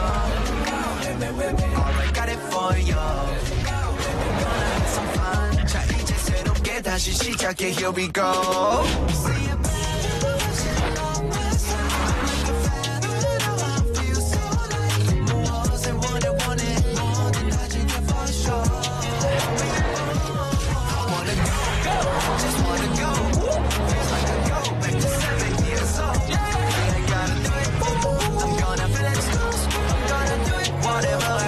ชีวิตในแบบคุณ All New Toyota Active นี่แหละรถของเรา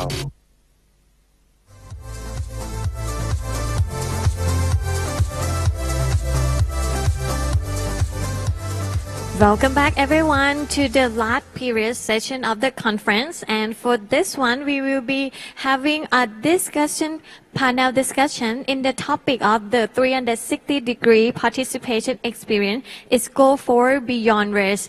And I would like to invite Marco Wasik, Running Unit Director European Athletic, on the stage to be moderator. Yes, welcome. And for the speaker will be Claudio Sapetti, Sales-Director Corporate and Stadium from Pika Group, and Royal Kayamba Race Director Congo River Marathon. Jackie Levy, Chief Strategy Officer from Haku. Aika North, Head of LOC World Athletic Road Running Championship Riga 23. Welcome.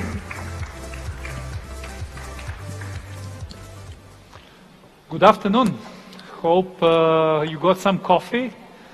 If not, still you can get some coffee into the room. It's a big room, so there is plenty of space. And feel free to walk, feel free to stand, to stretch. We want your attention for the next 40 minutes because I'm here today with the 4 great panelists with me. And maybe I would like to start with Claudio, since Pika is also here, a partner of the event and providing the photo solution from this event, and used Pika in Stockholm for the European Running Business Conference. Yeah, exactly. And we really had a great response. So maybe you can mention something, how you engage with people here, how we are all engaged, how people can get more engaged, the people that are here, and how you do that in general, not only for the racing, but everything around. With pleasure. Thank you, Marco. Yeah, people here are going to have some great time, emotions, sharing, networking, information with other people. And these are all kind of things that are embedded in our memory, but still, if you have a digital version of the memory, it's even better. So with Pika, photographers are around the area taking photos. And obviously, what happens is that the photos are uploaded on the system while you're having fun, mingling and networking. And the system is able to recognize each person through the facial recognition and other system, like in a race with bib number or a barcode. So you only need to log into the app Pika or the website. Once with that, basically you create your own portfolio of events. So basically you are creating your own history of all the events you attended, where the photos are delivered through Pika. And as soon as more photos are uploaded within each of the events, the photos are automatically pulled to you. So if you do the login on the app now, you might find some photos from this morning or lunchtime. If you then check the app again in 1 hour, 2 hours after the conference is over, you will see the photos that now Marvin and our friends photographers are doing. This happens on running events, which is the basic here, but also with conferences, as we did in Stockholm, no? And in Stockholm, again, people were super engaged of having this 3 days conference with all photos from different days, all different people that they were speaking with. And not only conference, but then this applies to kids camps.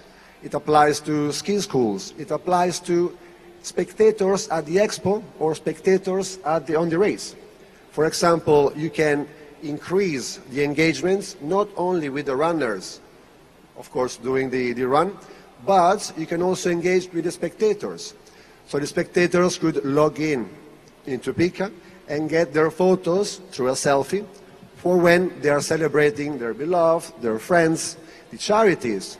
No, charities are always looking for ways to get more branding out, more information about the charity. So this is a simple and great example on how the photos can be used. And I mentioned the kids camp, Marco, because the fact that with Pika, you're only able to see your photos if you are in it. You cannot see the photos of other people. So for kids or for women or for anybody who don't want to appear publicly to the audience, Pika is the best solution because it secures 100% that the photos are delivered just to the person portrayed. Yeah. I remember back in 2018 or something when we were first having these facial recognition technology applied for the running industry and for the events in general. People were quite scared, you know, because we are getting more comfortable with the technology in general, right? Yeah, exactly. I mean, just look at the apps, like your bank, it could be Facebook, it could be anything, no? At the passport control, you just go there, wait a second, you get scanned, and then you're fine. Yeah, it's amazing how technology changes us. And it changes how we interact, and it changes, here we could see again the 360 selfies, and the panel here has a 360 angle around the runner, but keep in mind that here at the Toyota activation booth there is also a 360 selfies that you can take and dynamic photos that you can then share, which I think it's more and more popular at events, and it just tells how important the visual aspect and the photo video content is for the runners here before the event. Maybe, Rolly, I can ask you, because you come from a bit different reality with your event in Democratic Republic of Congo. And I mentioned before, you know, we are now in Asia, the largest continent, the second largest continent in the world, the Africa, the most growing running market probably in the next decade. How you see and how you do around your event this activation with the runners, what you see as a reality, and what do you think where you will arrive in a couple of years' time? Yeah, on our side, as we were talking earlier, like the first problem, like we mentioned, is even with registration. You know, like when you're in Europe or in America or even in Thailand here or in Asia, like people register through email, and that side, like not everybody has access to email, so you have to think out of the box, but everybody has a cell phone, so we go through. Messaging through email or SMSs to get in touch with our participants, and in some cases when we keep on using email, and then with email at least we can have like the data to see like who has opened the email, who has read the email, who has clicked the link to the registration or any link that we send. So, and with messages, at some point we stop like sending messages. We say like, okay, we're going to carry on with email, and just like last Sunday, recently I was in Kinshasa, and as I do my run on Sunday, and then I meet one of the participants that's running. It's like, hey, I'm not receiving my messages anymore. I'm like, oh, okay. And I realized like, so messages was more, it's more reachable to the big masses than email. So that's what we're seeing as well, the engagement, like using social media. So we're using like really all the platform that is in our possession to engage with them. And as you can see, like with the registration process, like you have ACU, like a different registration. We are not yet able on that level to use only one registration process, because there's also physical registration. People still register as well on rest day.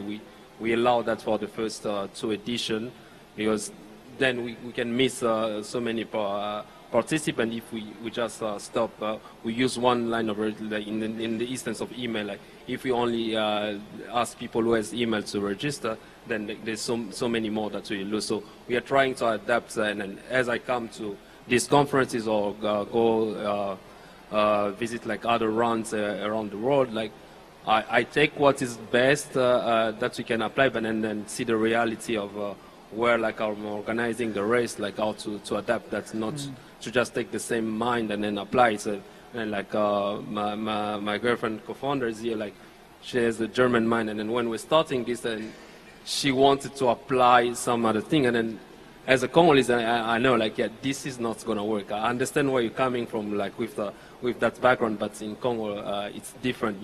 You have to use a different way to get to the participant. Yeah, that's the angle I wanted to tackle, because we are looking. I have been in Asia I think 14 years ago, before the big running boom in China, for example, and I could remember still a lot of people registering in person the day before or on the day of the event. And with that kind of size of the events, that was really problematic. Then in Africa, I could see that a lot of people are using the M-Pesa type of service, so pay by phone service, not in a digital, but in a mobile currency. Yeah, and exactly. Yeah, that's as well like registration, you know, not everybody has a bank account, so you cannot expect them to pay online with a card, a credit card. So we have to think about cash registration. So that's also like and at the back of it, it's great. It's like after that, you have to bring everything together to make the calculation and to know like this part that is being registered online. You know, people are registering like physically, so there are those challenges, and then we have to accept that because we cannot just choose one way and then force people. But like slowly, it's we are creating those. That space and then educating in the same time, like to help people, and then through our sponsors as well, like to help, like when we have like a bank sponsor, like to help like participants who are coming to open like a bank account, so to know like the use of those services. Yeah. So. That's and also there is quite a few banks that are sponsoring or even owning marathons and races in Africa, and I think that's a great trend, and it's also a way to proliferate also the payment methods and online payments and use of credit cards online, etc. But again, it limits also the way how you can engage with those people, because once they are not accessing your event digitally, not registering, you cannot also trace where the registrations are coming from, so it's much more challenging. Exactly, that's true.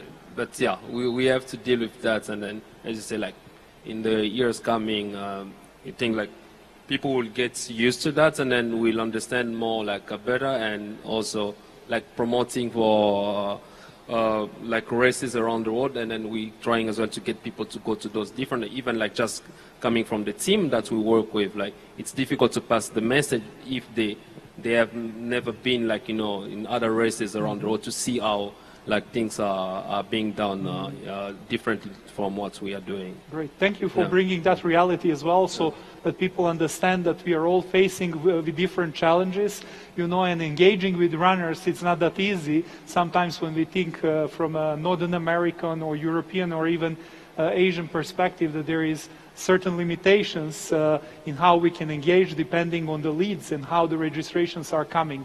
But I believe in simplicity, and I believe that when people get their service, they are happy. And I have been at the massive races in Addis Ababa with the Great Ethiopian Run that are really having tens of thousands of people who are registering in a very simple way, using a very simplified service, but in the end they come out with a great experience and they return. And I think by providing this service, we are engaging with them long term. Exactly. So I think this retention is very important. Exactly. Yeah. Great. Thank you. And Jackie, as a technology provider and somebody working and living in tech, how do you see the runner engagement before and after the event in an extensive period? So maybe not over a year, but in the months leading to the event and the key month after the event when people share a lot, and how Haku is helping that process? Yeah, absolutely. We really look at the customer journey through the lens of each stage of the journey, right? It's just the discovery phase, how a customer finds your experiences, your races, your organization, your brand. How do they get into the engagement phase? Then the delivery phase, which is the actual event experience, and then post-event, which I like to call the nurture phase, right? So they become a customer. How do you nurture them so that they keep coming back, they keep spending with your organization? So that's really where we like to start, and where we advise our customers to start when they think about planning or designing their customer experiences. And one of the things that you can really rely on technology for, or should be able to rely on technology for, is reliable and easy access to your data to understand who your consumers are. Because if you don't understand your consumers, to Rolly's point, you can't design an experience that works for them. You can't design an experience that doesn't work for people who don't have access to credit cards. So you have to offer them a different payment method, and you wouldn't be able to do that and design that experience if you didn't know who they were. So that's really one key thing that we feel technology can provide and that event organizers can rely on to really design the best experiences and the best journeys for their customers. And then the other thing I'll say is that, the journey is long before someone gets to your registration form, it's long before they get to your event, and it's long after that as well. And there's so many pieces that go into it. Not every touch point is going to work for every consumer. So technology is really just a lever to pull to craft and design that experience. So are you using paid advertising, paid digital advertising, organic social, email marketing? What are the ways that you're creating and crafting that journey through the discovery phase, through the engagement phase, and then designing what that experience looks like on-site and afterward? And that's really where we feel we come in as a technology partner, is helping design that experience and making sure that you have all the levers you need to effectively execute on all the things that you design in the journey for your customers. Clear. Thank you for that perspective, and it's very important to understand that technology is there to enable us and not to disable us, so to say, and the runners expect the same. So their interface with technology needs to be simple, needs to be likable, and that they flow through that with a great experience, so they can actually get in love with the process. So, and Aigar's, how do you, so looking from the Riga Marathon perspective and then growing that from the April event normally, now and bringing to the World Road Running Championships in the autumn, how you're using the World Champs also to engage more extensively with the existing runners on a new narrative, so to say, and maybe how you can attract some of those first-time comers for the World Champs after that. Yes, thank you. And I think it's a great question. At the same time, let me briefly explain our general approach of how we try to engage with our community.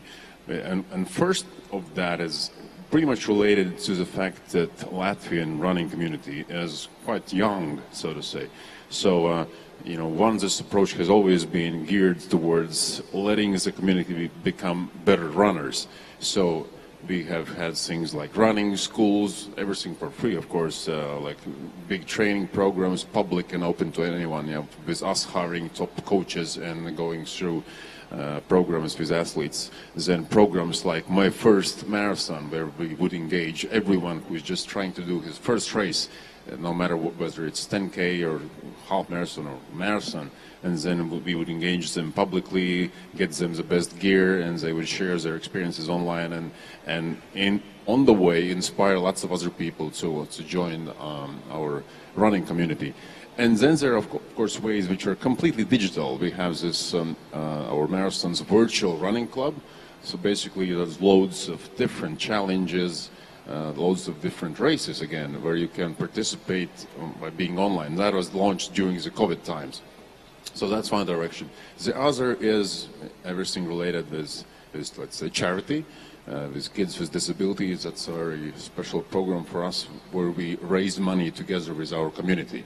And we've had some really successful campaigns in the previous years.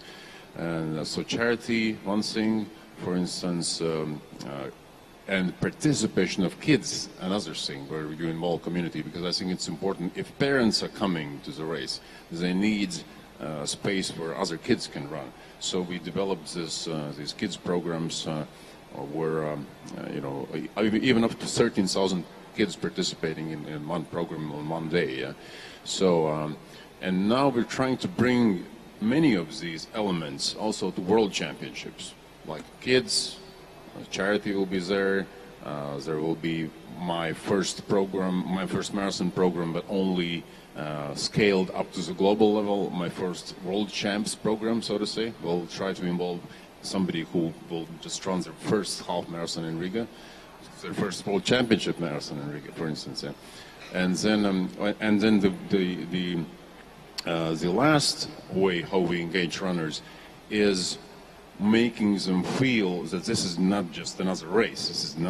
It's not about racing. It's really a festival in the city. So basically, Riga Marathon has for a long time been not just a regular race, it's been like a business card or visiting card of the city, of not just the city but country too.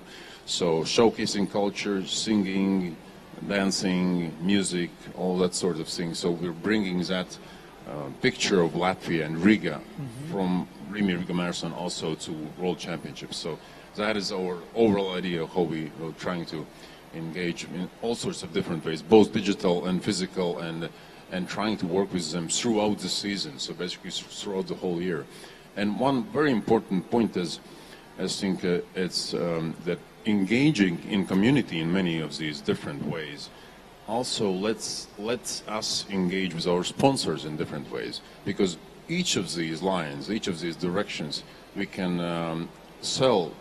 That's one way to say it, but we can engage our sponsors. For instance, I don't know, Nike would take care of my first marathon program, for instance, yeah, or for instance, a company would take care of all the festivities which are in the city related to singing and dancing, for instance, yeah, and that sort of thing. Or Neste would take care of our sustainability program, for instance. Yeah. So it's a good way to find a niche in the community and also engage a sponsor to take care of this engagement direction. Yeah. And this sponsorship engagement, it's also important. And then once you get more partners on board that they can engage around your event, means that people are engaged with the event itself. So how you do that? Yeah, absolutely. I think it's very important, and we discussed this point yesterday in detail. Actually, some of the speakers mentioned that it's, for us, it's important not to sell numbers or not to sell, race as such, but we go to every sponsor with a tailored program, and based on their needs, based on their audiences, we try to develop a specific program, which of course involves community and it's basically like a campaign for each of the sponsors, and we try to actually do it. Since our background is not sports, we come from marketing background or PR, from events background, so that's why we gear everything towards what we know best how to do is making campaigns and making sponsors happy. And in that way, when we make sponsors happy, of course, we make community happy. Yes. Great, and that's additional engagement with the participants. Yeah. Can I jump in 1 second? Yes, please. On the multiple touch points, on the engagement with participants, and on technology, something that can be used for engagement is photography. Yeah. Because eventually, if then a runner sees the photo of his achievements, or of the expo, or of this training, even the volunteers, but anyway, they see the image, automatically triggers emotions, triggers the feeling of achievements, that they accomplished in the race, and they may register for the next event. Or at the bar, at the restaurant with their friends, they can be talking about the event, and suddenly, puff, show the photo, and get a friend to sign up for the race. Yeah, exactly. Like talking about photography, like we have had those situations where someone didn't want their kid. We organize as well, like small races for kids. Didn't want their kids to take part in the race, and then they put them in front of at the starting line. It's like, yeah, how do you want that? And then in the other situation, we have a parent who bring his kid, and we couldn't take all the photo. We didn't have get picker or something like that. So the photo, like they took photo, but they were not really a proper photo of his kid. And then we were receiving like messages or email like, where is the photo of my kid? Because they wanted that souvenir. And I didn't have a solution to that. Like we go through a database, but there was no like a picture of it, because that is like when we share like on Instagram or social media, this is another way for us to engage with the participant, because they look forward after the race to see their picture, to see their face, to share with their friend, and then that's I guess like where like your technology and stuff like that is important to us to share with the run and the participant. Yeah. And that's absolutely true. But then you share the photos online, and you need to be able to get the runner or the participants online when you are sharing the story, because then 24 hours later it's gone. Or you post on the social media, on Facebook somewhere, and on the wall, on the feed, I mean, how many posts are happening every minute? So suddenly the post could disappear. But then if you manage to get the photos always there, available to the people, it's no longer the runner chasing the photos each time he thinks about the photos. It needs to be automated, Yeah, it's the photos that are chasing the runner and attached like a koala on a eucalyptus. Yeah, and Jackie, you mentioned nurturing phase, and I was just thinking about one thing. If we are thinking about engagement, what really engagement means? That means that people connect emotionally, they exchange, they fall in love. They fall in love with our events. They fall in love with our life-changing experience that our sport offers. So if we are thinking, let's say, about a young person that wants to fall in love, and we want that this young person falls in love with our event, I think that first event is going to be the first kiss. So before that first kiss, once they are registering, etc., they are building their excitement, but also their anxiety.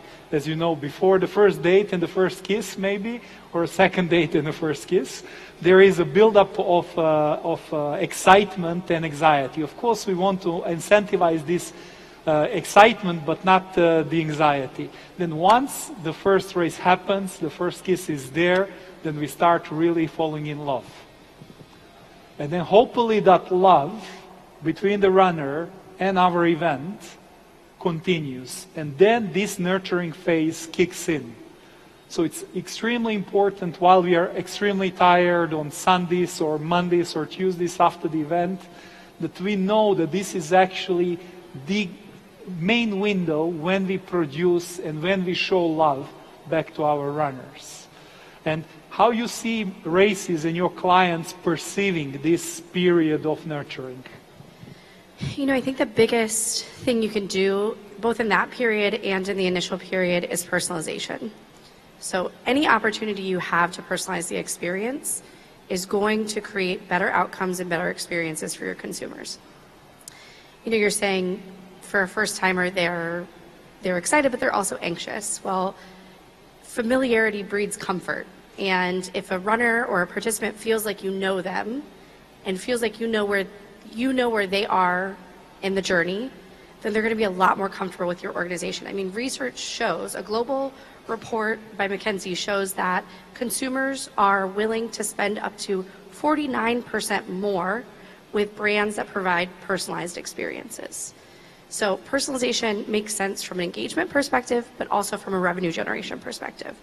So both in the initial phase and then in the nurturing phase, when you can personalize those experiences, that's what's going to bring people back for more. So these are things like when they finish the race, emailing them with their finish time, or leading up to their first race. You know, maybe you're providing a first-timers guide for the people who are new to your race, rather than a general race guide that goes to everybody. You have your first-timers, you have your legacy guide, you have your charity runner's guide, because everyone's experience is going to be different. How a charity runner checks in at Expo is going to be different than how a regular runner does. And maybe you want to carve out a personalized, specialized experience for your first runners. Maybe they get some additional materials that help them feel more comfortable on race day. And to do that personalization, you have to have two things. You have to have the knowledge of who the segments of your consumer base are, and you have to have the tools to be able to efficiently and easily execute on this personalization. So I think both in the initial phase and in the nurturing phase, what's highly critical is knowing your consumer base, knowing what those segments are, and then providing the personalized experiences. So nurturing the love. Exactly. Great. And maybe to continue on that narrative, because I think it keeps people more awake, so to say, even in the afternoon, we are always we are in the industry of emotions, and I believe we are in the life-changing industry and in life-changing sport. And I think participation sport is all about that engagement in that love. How we can bring that mindset to a younger population, and how we can engage with the younger population quicker and more efficient.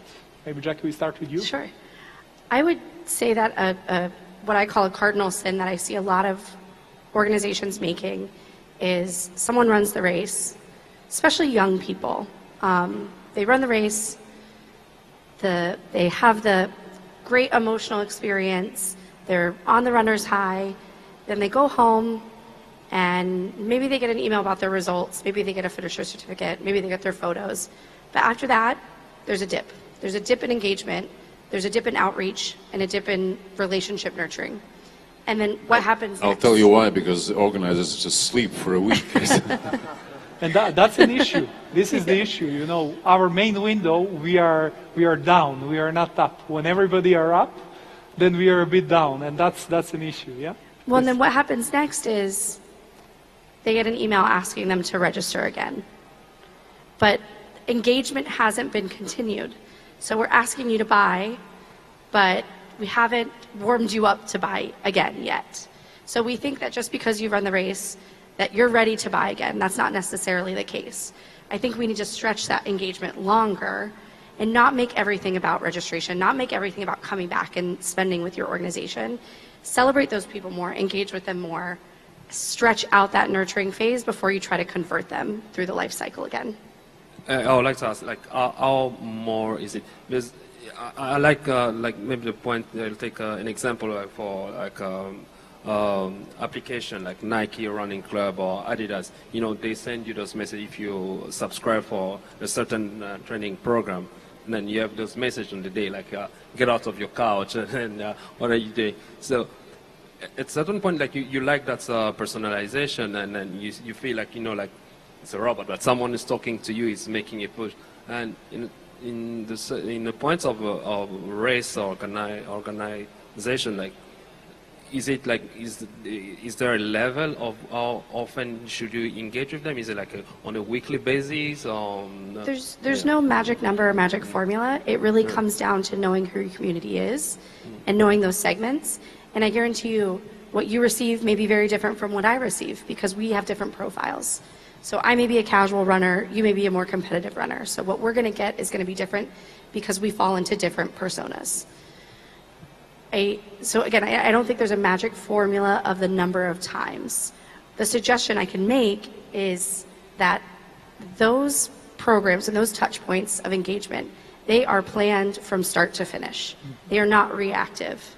Nike or Adidas or these companies, these organizations that are doing it, they have put in the work of mapping out your journey, and they know from the time you sign up with them to the time that you finish your program, every piece of engagement that you're going to get throughout the life cycle. So the one suggestion I can make is take the time to plan out this engagement in this journey and be proactive about it rather than reactive about it. And again, there's no magical number of touch points that's going to get you the outcome you want. Test things out, try them out, see what works, see what doesn't, be agile, be ready to make mistakes, and be ready to make changes quickly and adjust quickly. And it will, of course, always depend on the distances the persons are involved. Like you say, I mean, you know, ultra runner and the marathon runner will be completely different than a 5K runner, which sometimes are impulse runners, etc. And even different than a mile runner, for instance, where you'd have your whole family involved, and maybe the grandma will be the one making the decision whether to participate or not, for instance. So yeah. And you don't even have to do anything hugely transformational. Start small. You know, many of our organizers, one of the small pieces of personalization that they do is every distance, the confirmation email, the language is customized. It's not the same. Because what a 10K runner is going to need to hear about the race when they get their confirmation email is different from a 5K runner or a marathon runner. You know, a marathon runner may include a training program. A 5K runner may include something else. So it doesn't have to be these, you don't have to do a huge transformation to make strides and make advancements. You can do these small pieces. They're going to add incremental value. And when we speak about the runner engagement, it's not only the runner engagement 360, you know, all around. For me, that engagement is also between the runners. And we don't tend now to GDPR even more, but we don't tend to over-connect the runners. And I think the mindset of the music festivals, singing festivals, of beer festivals, etc., has a much better runner engagement, or participant engagement than our events do. Our runners tend sometimes to run for 2.5, 3 hours, 4 hours together next to each other, never to get to know each other. And I think we should always think how our running events can transform to be running, beer, beach, whatever we have as environment festivals, that people can connect before and after. And I think we should definitely use the technology in that sense, that people are engaged with our event because they're engaged with our other people. Because eventually none of us want to be engaged with a brand, an event brand, but we want to be associated with people that are also of the same mindset and that they are coming to those events. So how do you see technology generally helping to blend more people into each other before, after the event? Do you see some possibilities for doing that, connecting the runners between themselves? I might just give an example of what I already mentioned, that during the COVID time we developed this virtual running club, which was done by sports heroes.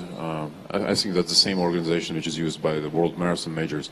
So, and that platform actually used, turned out to be super useful for us. I mean, and not just during the COVID times, but even now when people don't want to run virtually anymore, but still they use the platforms, they still participate in those challenges, they see who is on top, who's earned how many points, and etc. So sometimes I think it's we always thought it would be just a short-term deal to use the virtual running club, but actually it turns out maybe that's something for the long term, yeah. But just one example, yeah. Mm-hmm. I guess as well, like the other points can be as well, like with training program where you bring people. Of course, you use technology, like things like Strava for those training program. I think there was a comment from I think from New York or Toronto where like someone said like running is becoming the new golf, because imagine like training with someone, like they say the best idea come from work when you're doing like walking or and then running, like when you're training with someone, you build a certain relationship that takes you, through the emotion, and then and technology play a great part. What it say, like just take an example of learning a language, like using Duolingo, and then you're seeing like the leaderboard, and you're like, oh yeah, this person like, but of course in that one you don't have like the possibility maybe of exchanging directly with those person. I think with people in technology like Aku, like if there's that those options, those feature where you can reach out, like even in Strava, where like you have people like encouraging you like for your training program. So those create that sense of community. Like even myself, like I use the Nike Running Club. Like when I'm in certain city where there's a Nike Running Club, and then I just join the rendezvous of the meeting points of a run, like on a certain day, and then I feel like part of a global community that I don't need to actually to know people before like going to the place. And I think that Strava and similar social media really incentivize these online connection between people. And I think that people engagement means connection, engagement means exchange, and this is where the running groups, urban running groups or general running groups in urban areas have been extremely successful, especially when they were building the culture that was coming on top. So it was not only that we were engaged to each other, knowing each other, but we were engaged around certain set of values or set of living preferences and cultural preferences. So I think they were very successful. When I speak with the marathon tourism agencies and people who use those services, they actually like to travel with some people they met while running together. So I think people are searching these connections and engaging them through the running groups, through the tourist agencies, through the charities, online, etc., and bringing them also from virtual running to our events and keeping them connected with those is great. And maybe thinking about starting waves with people that know each other. I think it's always terrible that when you design starting waves that are based on time and then you disconnect people. I think that's creating starting ways where friends can run together, with families can run together are extremely important things. Yeah, actually, we got rid of waves based on time. We now, brands them, like the quick ones, the slow ones, the really slow ones, or the Sunday runners, or something like this. But so that you can indicate yourself, not based on time. Yeah. Great. We have 1 minute more. It would be great to get a question or two, maybe a love question, or yes, we have somebody that wants to ask the question. Our friend from Lagos. If we can get the mic there. Just there. One question. Sorry? Okay. So, one question, yeah. So can we get the mic down? Our friend from Lagos, far right.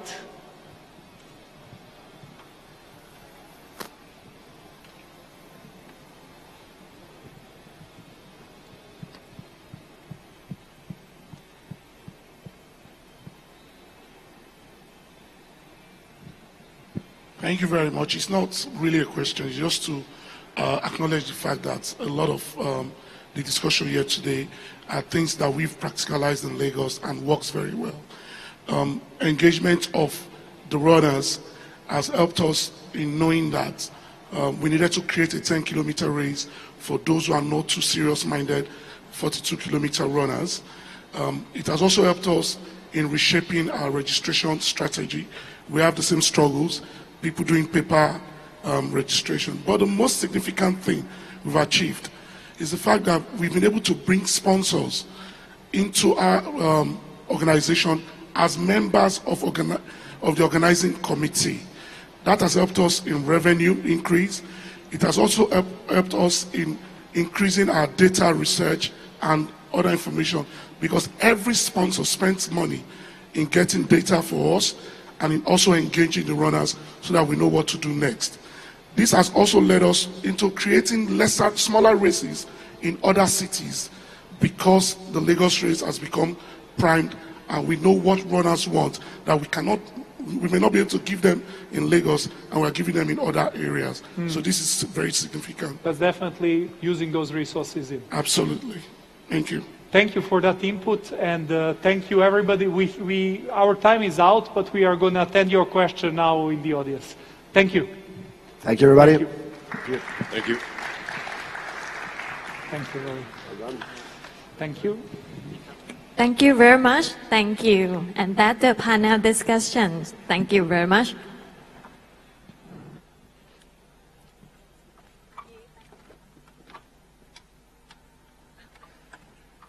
Thank you very much.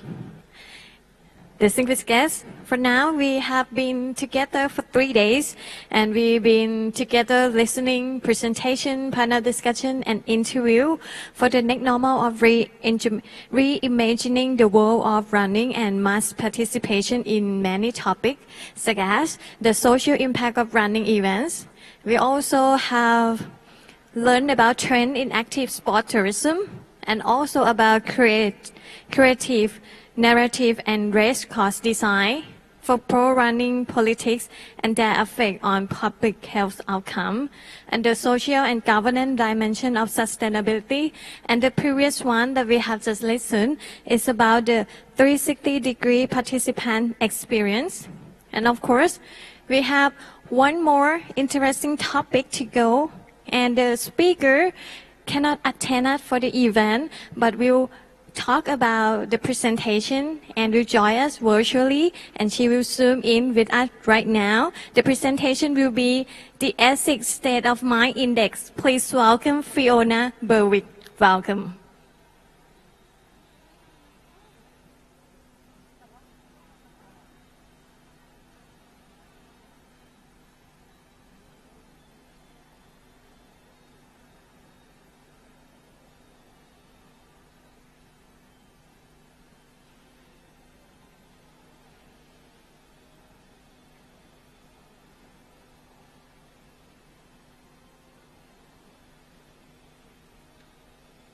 Sorry, can everybody hear me okay? Great. Sorry, I think there was just a lag on the line there. So yes, thank you very much for having me. Sorry I can't be there with you in person. I'm here from a very cold early morning in Amsterdam.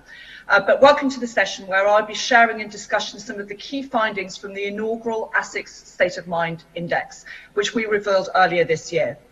As introduced, I lead global communications at ASICS, and as a part of this, I have been working over the last few years to reignite our brand purpose through the setup of this global research program to explore the link between exercise and mental health. But before going any further, let me give you a background as to why ASICS has gone on this journey.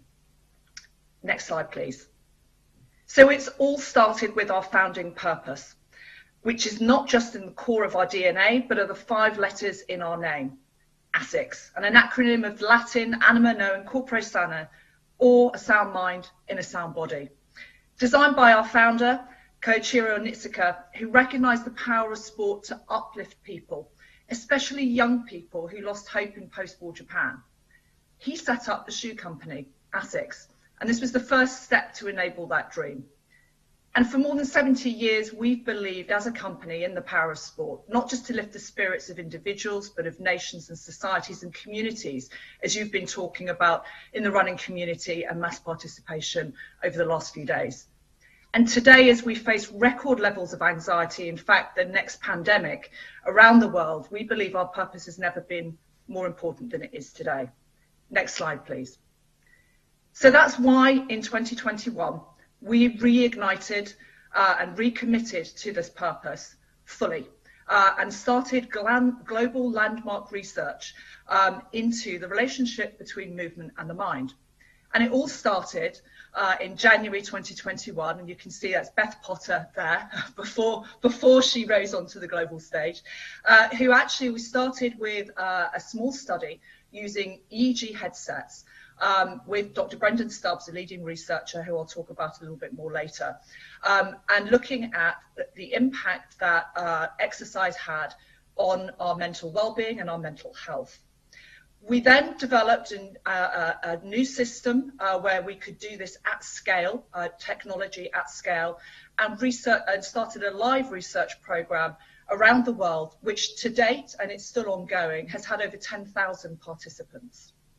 And we've used this data to actually move then forward into what is a proprietary measurement of analysing the relationship between exercise and mental health, and a 10-point system, which we're going to go into in a little bit later. But this has allowed us to get to our inaugural State of Mind Index, where we've been actually able to take this and do this at even greater scale. And we've actually been able to evaluate not just active, but inactive as well, and look at the levels of state of mind around the world. If we move on to the next slide, please. So with that, we can have a look now at the overview of the study and our key findings. And to kick us off, let's have a little bit of a look at what the methodology is behind the study. If we start the first video, please. So let's break down the ASICS State of Mind Index. This is a first-of-its-kind global study looking at the relationship between movement and state of mind across the world. The study has reached all corners of the globe, with data coming in from Japan, the US, the UK, Australia, China, Brazil, and Sweden, to name but a few. Each country featured within the State of Mind Index has its own score out of 100. The total score for each country is calculated based on these 10 crucial cognitive and emotional metrics. And results come from a staggering collection of over 37,000 respondents spread across 16 countries. The index was also broken down further by splitting out several key factors, including gender, age, and generational categories, and also by viewing key cities within each country. All participants were questioned on their activity levels, specifically how they choose to exercise, and also for how long in total. Combining these levels of activity with the state of mind scores in each region, we are left with a study that provides a full and in-depth look at the direct link between mental health and movement around the world.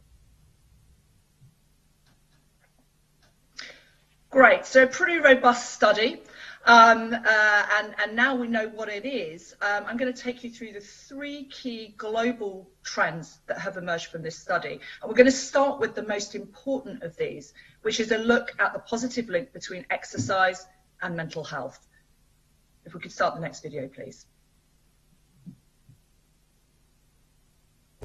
We learned a lot from this study, but without a doubt, the big find was proof that there is a direct, positive link between movement and mental health. The study found that the more individuals move, the higher their state of mind score is likely to be. In particular, participants that we consider active individuals, namely those that move for more than 150 minutes a week, have an average state of mind score of 68 out of 100. Compare that with 56 out of 100 for inactive individuals who average less than 30 minutes a week. This insight is a constant across every single tested country in the study, with countries such as Brazil, Thailand, and the US seeing differences of over 14 points. There is so much these results show us, but the key finding is that the world is united by the uplifting power of movement on the mind. So irrefutable. Clearly, exercise helps our mental well-being. And what's really interesting here is to see how consistent this is across every country in the index, across different cultures and everywhere around the world. Now, I think what's also really important here is we've seen that we go from inactive, fairly active to active, and that line, regardless of whether they're at the bottom of the table, and you can see there's some big differences in the geographies between, say, Japan at the bottom and at the very top China, there is a big points difference, but that curve remains consistent across every single country. So with that, let's have a look now at the second key finding, which looks at the generation gap that has emerged. Next video, please. The study shows that when it comes to movement and mental health, a marked difference between generations has become apparent, but perhaps not how you might expect. Older generation participants, specifically aged 57 and up, are actually moving nearly an hour more each week than their Gen Z counterparts. This was found to have a huge impact on each group's collective state of mind, with 54% of the global older generation being active and therefore feeling an uplifting impact, boasting an average state of mind score of 67 out of 100.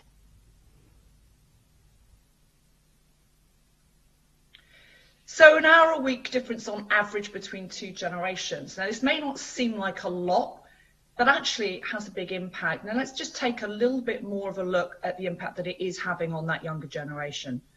Play the next video, please. For Gen Z, the difference in movement time is instantly noticeable through the state of mind score. Only 45% of the global Gen Z population are currently active, with their state of mind score dropping drastically to 59 out of 100. The impact of this generation gap is a global trend, with Gen Z found to have a lower average state of mind score than older generations in all countries tested.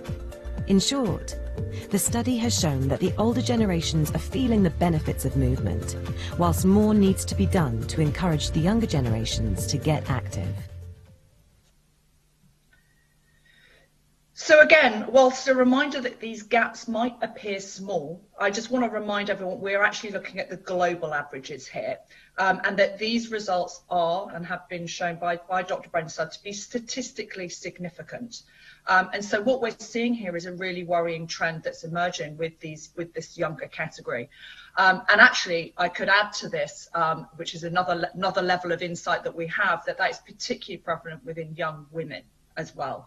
And again, to put this in context, while we're seeing global averages here, Japan, which is the lowest on our country scale, as little as 28% of the younger population are actually active, which is a really low number. So again, I just want to point out that today, for the purposes of the audience, I'm looking at global data, but they're averages. So we are seeing much bigger disparities when we actually look into the specific countries. With that, we'll move on to our third and final key global finding. because there is some good news. And what I want to show here is how much exercise is actually needed to see this impact. So let's take a look at this. In all, the study showed us that the global population perceive an average of 30 minutes to be the minimum exercise input required to experience that uplifting feeling we've been talking about. But ASIC's research proves that just half of that is actually all it takes to begin feeling the mood-boosting benefits of physical activity. 15 minutes and 9 seconds, to be precise. This groundbreaking finding goes to show that even a small amount of movement can make a big impact on mental health and well-being. And I just want to talk a little bit here on behalf of Dr. Brendan Stubbs, who can't be with us today. He's a leading mental health and exercise mental health researcher from King's College London, and he's cited as the leading researcher in this space by the World Health Organization. Now, he led all of the studies. We've been working with him since the beginning, and he has seen improvements in key metrics such as confidence, positivity, reductions in anxiety and levels of stress by just very, very small amounts of exercise. And so he's a big believer in using this as prescription for some of the mental health issues that we're seeing today. In addition, he believes that these results, while worrying for young people, are incredibly positive, and positive for all generations, because it actually shows that being active improves mental health, and that it can only take as little as 15 minutes and 9 seconds to start to feel the benefits of that. So whilst we focused on the 3 top trends today, there is a lot more data in the study. If we go to the next slide, please. So you can see here we have gender, where I discussed earlier, actually, we saw that worryingly younger women, we are actually seeing overall I would say an exercise gap. And this isn't, I think it's important here as well to point out, we're not just talking about getting people active. We're seeing that people have reduced activity levels. So that's really, and I think that's really important, particularly for us as a sports brand and for everyone here in the industry. It's not just about getting inactive active, it's about the fact that a lot of people have become less active, and that is actually a trend we found particularly between gender. The activities themselves have different levels of impact, and we're also seeing geographically, as you've seen from just the disparity in the tables that I showed earlier, the differences between location, geographies, and that's not just between countries, but we're seeing big differences between areas within countries, urban, suburban, and also just looking at different cities. And we have that level of data within this study. So again, this is an inaugural study. It's the first time we've done it. And as any index, it will grow and it will evolve over the years as we get more and more data to work with. So if we move to the next slide, please. I think what's really important, and I want to highlight today, is that this is not a short-term project. You can see we started this already in January 2021. It will be 2 years in 23 that we started this journey. And we're committed, and we're going to continue this for the longer term. And we're taking action against it, and I think this is really, really important. So we're using these insights to tackle some of the findings and the issues that we're seeing and bringing those into our activities. So this is just a snapshot of some of those that I'm showing here today, but we have our existing program, for example, the World Championships in Oregon, we're a major sponsor, where we did the first mass participation event with World Athletics, where we saw kids and people of all age groups come and actually run on the marathon course as part of the World Championships, which was a fantastic day, fantastic energy, and really brought something into that community and made it accessible to everybody. We brought it to the Paris Open, where we engaged people in hitting the balls to reduce their stress and anxiety levels. So we ignited around that. We've created new activities and programs. So we had a 1509 challenge, clearly taken from our research, just to encourage people to get up and get out there. And we did that in aid of mental health charities around the world to just raise awareness of the importance of exercise and activity on mental health and well-being. And most importantly, we brought this into our own organisation, and it's a programme that we have developed to help people get active in the workplace. And it's something that we actually are offering as a free programme. It's called Movement for Mind, to other companies around the world if they want to take it. We're happy to give them that programme. It's there and they can use it within the workplace. And we've got a lot more to come. So in January, we're going to be revealing the next phase of this project, which goes another level further. And later next year, we will have the second ASIC State of Mind Index, 23, which will probably have another theme that will emerge from that that we'll go into in more depth. So look forward to coming back again and maybe sharing the data, the updated data with you as the project evolves. Thank you. I don't know now if there's going to be any questions from the audience. I don't know if that's...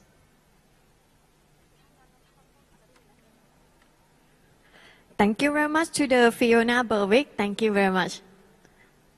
Thank you. Thank you very much. Thank you. Yes. Thank you.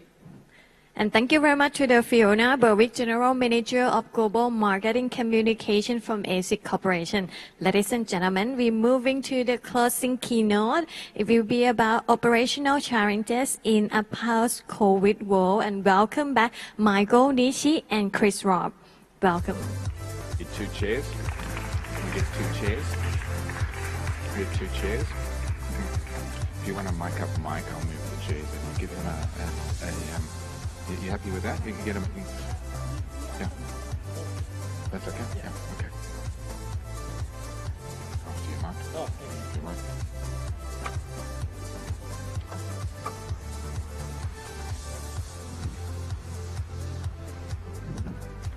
Come.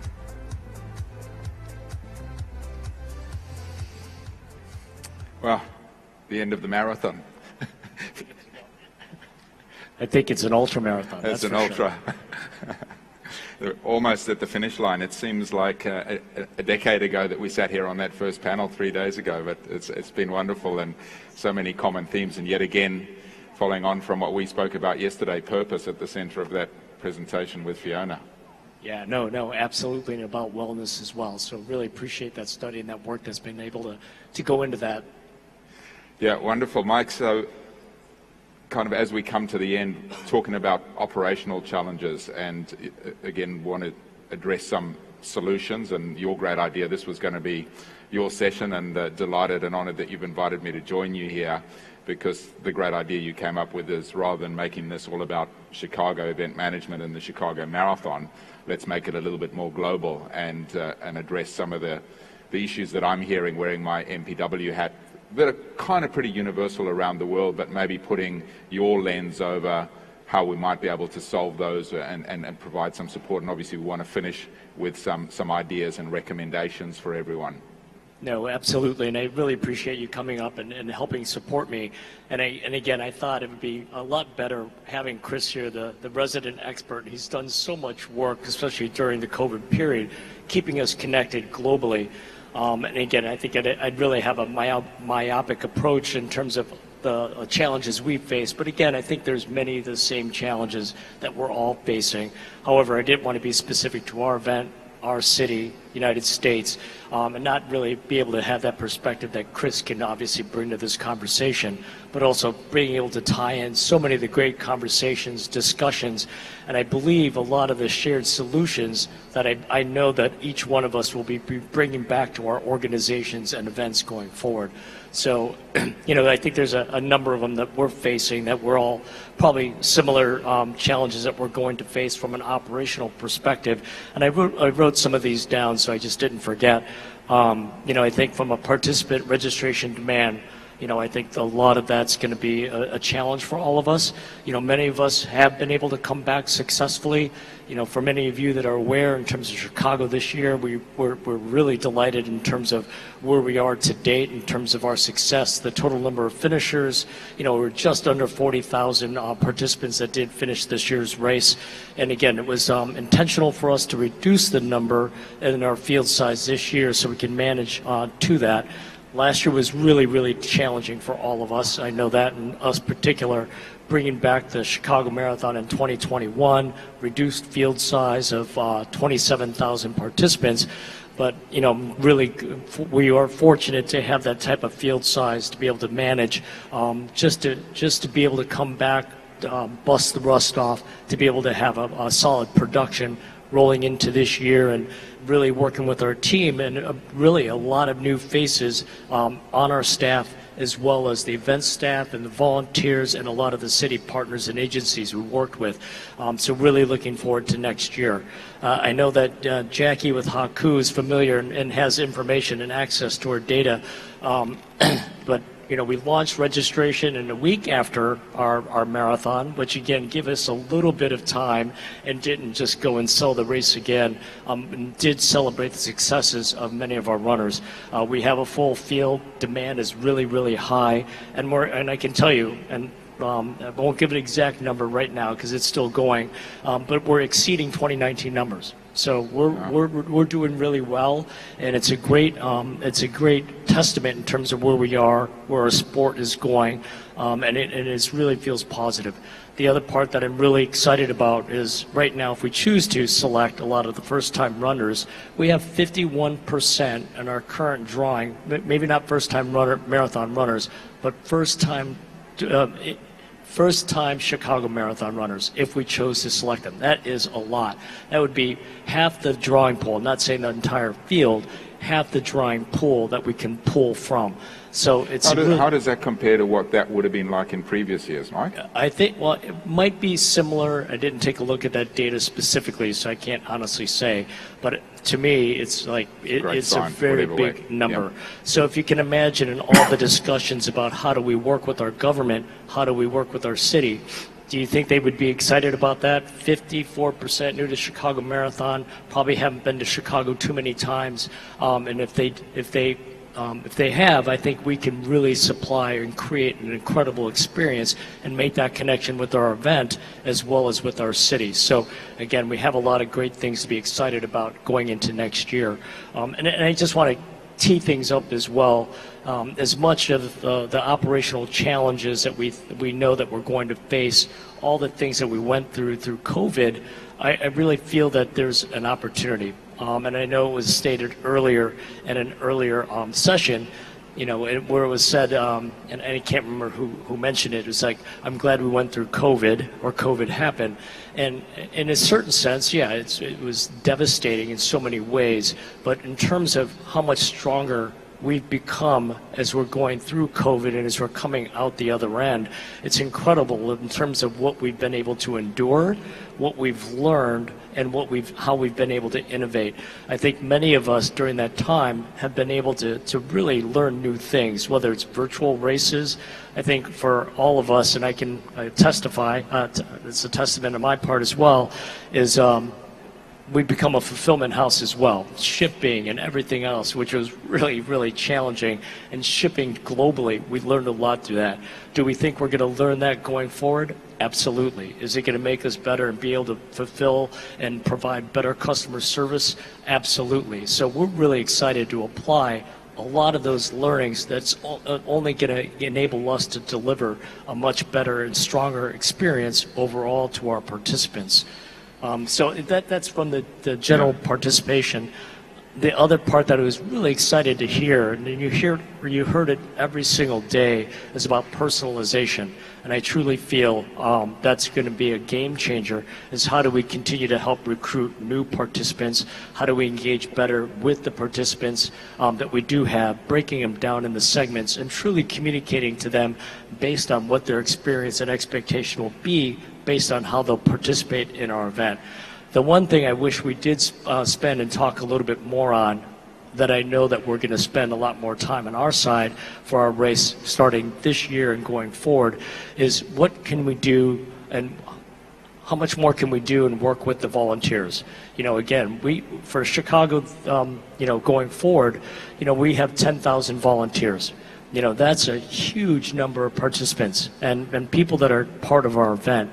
And we want to continue to recruit we need to retain them and have them engage.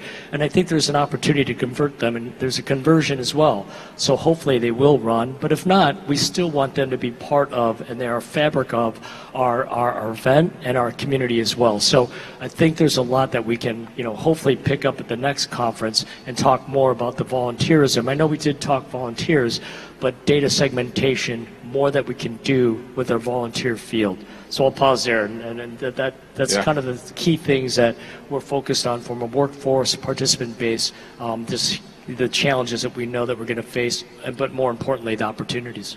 Yeah, great opportunities, and you're right. I mean, how many people, we've spoken about it a few times, volunteers as labour that you reach out to a couple of months beforehand, but missing so many opportunities to engage with them, to bring them to sponsors and so on. Let's switch a little bit into some of the other operational things. So you touched on becoming a fulfillment house.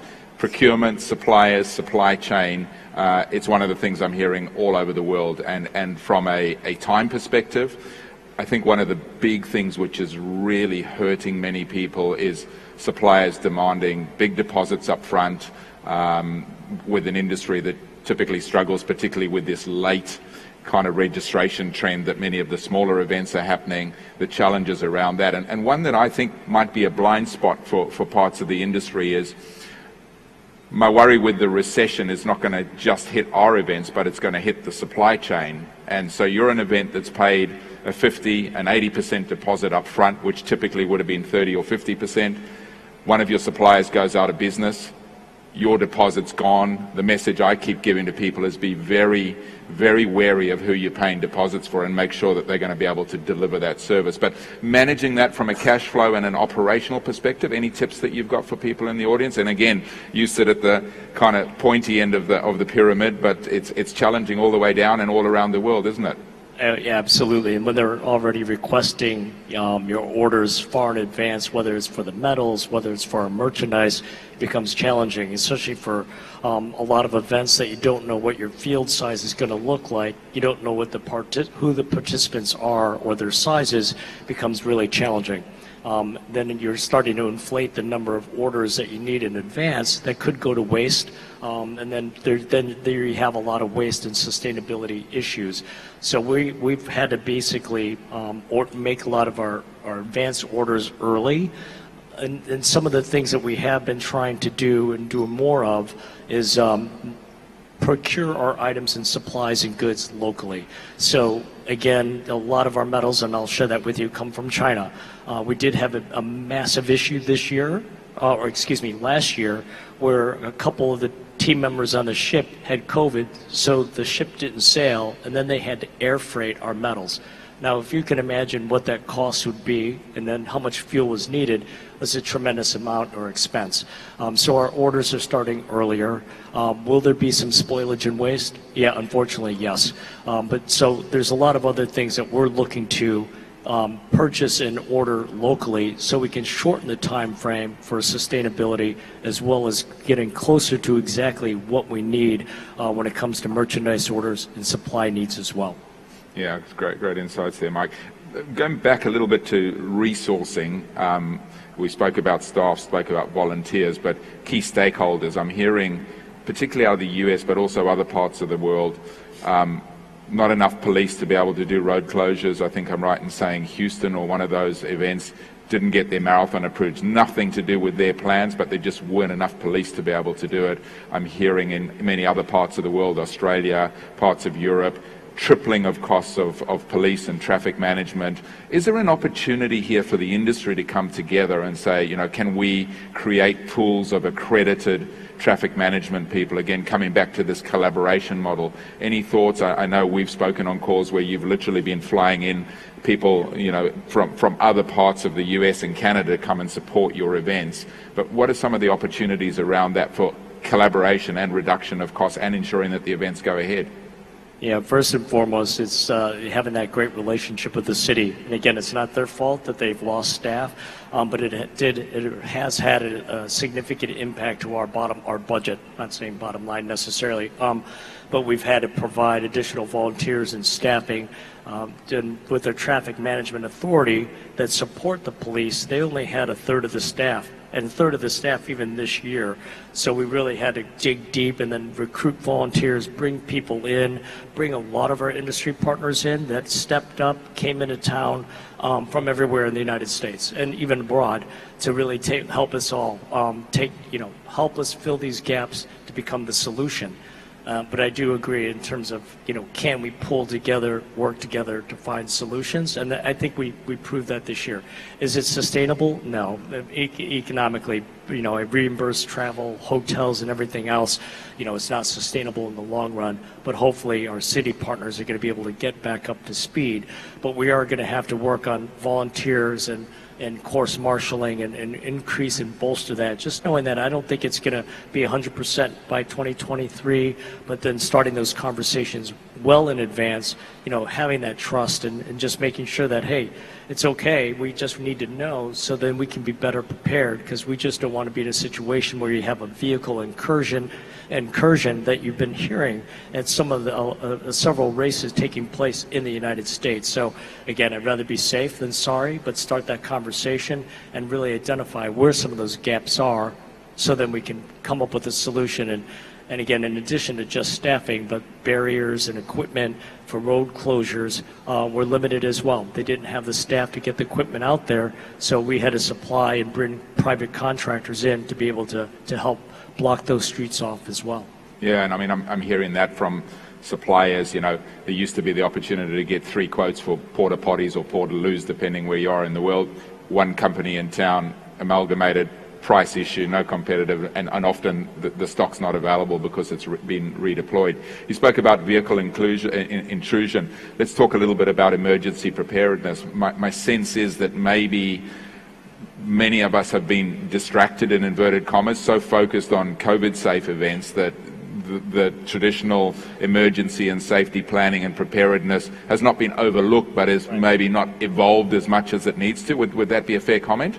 Yeah, that's absolutely true. And, again, our events and, even for us, we have a limited size staff to produce the size field that we have. And we only have so many people that can spend time and focus on the emergency planning, preparedness. Yes, did we do that? Absolutely. But we did have some gaps when it came to the training, the exercises, workshops, something we just didn't have the time or bandwidth to do. And truly, when you're walking into the event, knowing you're going to have 40-some-odd thousand people start your race, you do feel vulnerable. It's like you wish you had that time and the resources to conduct the training and to do an exercise properly, and you just didn't really feel, or at least I didn't feel, as prepared as I wanted to be. But it was, trying to fill and recruit and fill as many of those gaps from volunteers, event staffs, contractors that a lot of us spent that time to do. And again, did we pay attention, do the proper documentation, everything? Absolutely. But you just felt as something catastrophic happened, I didn't feel as prepared as I wanted to be.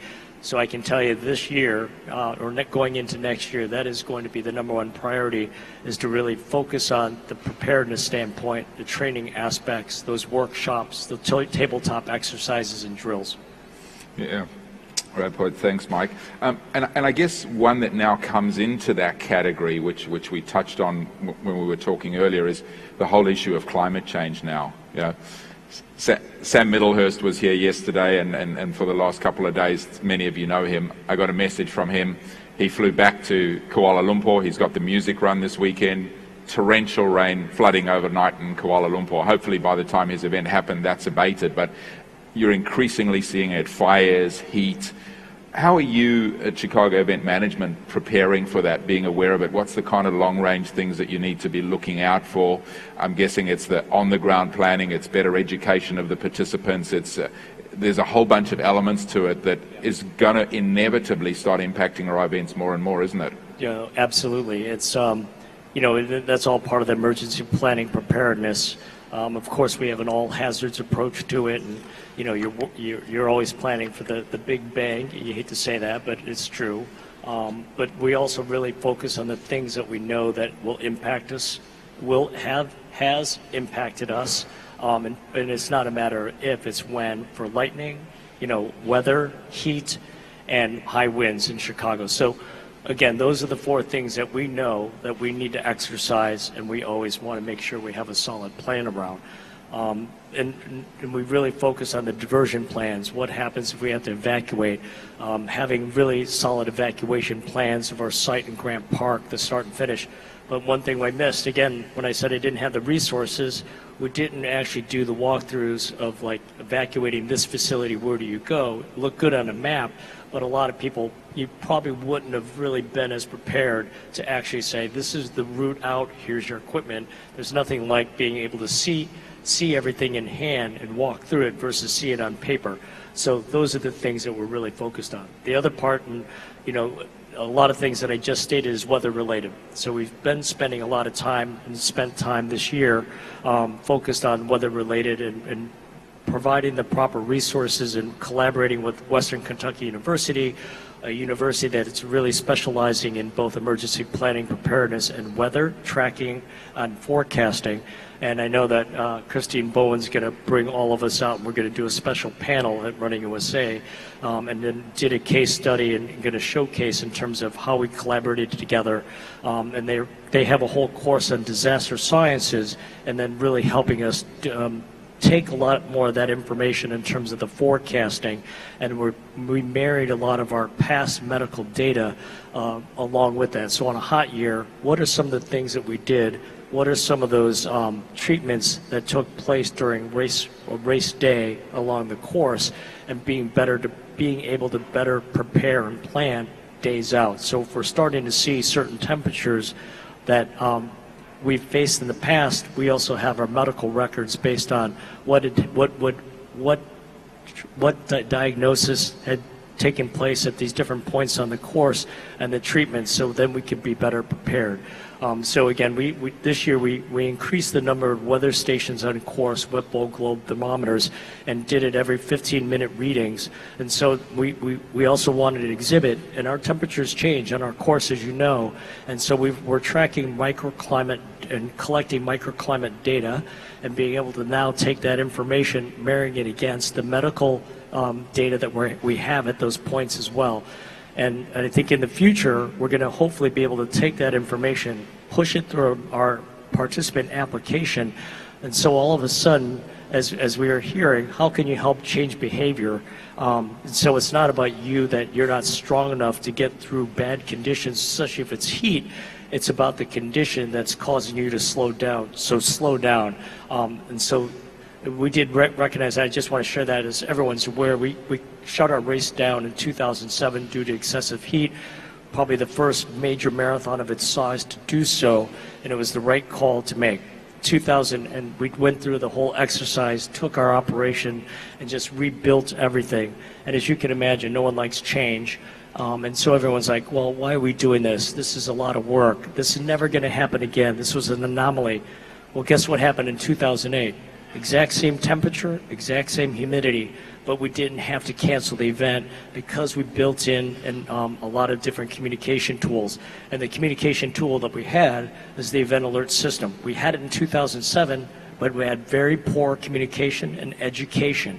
What changed was we over-communicated to event staff, participants, and spectators, and everywhere you looked, and communicated what level that they were going to experience. And then we did a survey after 2008. Were you aware of it? 88% of people were aware of the event alert system. And then the second question, did it change your behavior? 70% said it did. So right there, it told you they slowed down. They saw the flags go red on course.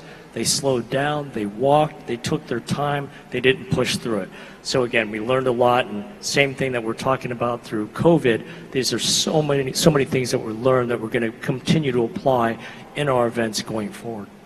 Thanks, Mike. And I think, again, it's probably World Athletics is getting involved there as well. There's more accreditation of race directors with the medical plan with Dr. Paolo. It's this ability for us as an industry. Not all of the events have the resources that you have, but this ability to be able to share this knowledge across the industry and pass it on. Time flies as always. Let's get to the positive stuff at the end. We heard Dorna say we've got to be willing to make a change. There's going to be some pain, but there's some excitement coming. Talk about the exciting things in the next few minutes that we've got left, please. Well, as we already shared and Donna shared earlier, is the Abbott World Marathon Majors Age Group Championship. So we're going to be hosting that next year in Chicago. It's going to be our 45th anniversary, so another big opportunity for us to celebrate with all of our participants and volunteers, staff, and spectators. The other one that we're really excited, and it just talks about the popularity of our sport, is we're going to be celebrating our 1 millionth finisher. So we don't know who that's going to be. Obviously, it's going to be around 13,000 or 15,000 in terms of the finisher. That would be the 1 millionth.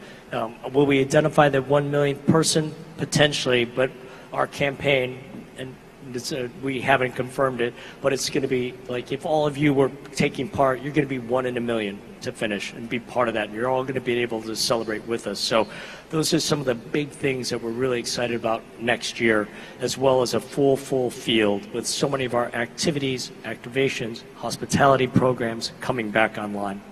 Fantastic. We've spoken about workforce and from an opportunity perspective, something you're passionate about, more of a diverse participant from an age perspective, from a gender perspective, and people with disabilities and so on. Talk to that for a minute or two, and then I'd like to finish on sustainability, which I know is so important to you and the industry and a passion of yours as well. Absolutely, and that's something that we've been working on from a DEI perspective, and really starting with our own organization. Taking a look at us and all of us in our office and making sure that we're a true reflection of the communities in which we serve. I think we obviously need to do a much better job in our participant field working on that, and especially as it's been communicated, I communicated earlier, you're really seeing that in that new Chicago 13.1. But overall, our workforce that's involved in the event, as well as volunteers, reaching out to new communities, new groups, getting them involved, people with all abilities and disabilities as well, really focusing on accessibility. And we talk about it from a standpoint from our participants, our athletes with disabilities programs and wheelchair athletes, etc. And of course, they're going to have access and accommodations, but we haven't paid in particular focus in terms of our facilities, our venues for all people when it comes to workforce and volunteers as well as spectators, and we're going to be focusing on that all next year, so they have access to facilities in Grant Park, the tents, areas in which they're going to be working. So it gives us the ability to continue to recruit everyone that's part of our community so they can get involved and not be impeded by obstacles, etc. So everyone feels included and really doing that work. Wonderful, and clearly lots of operational elements to make that happen, but with long-term planning it can all happen successfully. Mike, the clock's ticked down. Wonderful as always to catch up, and we'll hand it back to Irene and get it to wrap up the day. Great, thank you. Thanks, Mike. Thanks so much. Thank you very much. Thank you to Michael Nishi and Chris Roth. Thank you very much. Thanks, Irene. Thank you. Thank you for the closing keynotes that it will be operational challenges in a post-COVID world. And distinguished guests, we have been together for 3 days. We are listening to the speaker who all fly all the way here, and all of you fly here to attend the event. And before we closing the ceremony, now, I would like to take this opportunity to invite Jacob Larsen, Director of Competition and Award Event from World Athletics, to deliver the final remarks. Please welcome.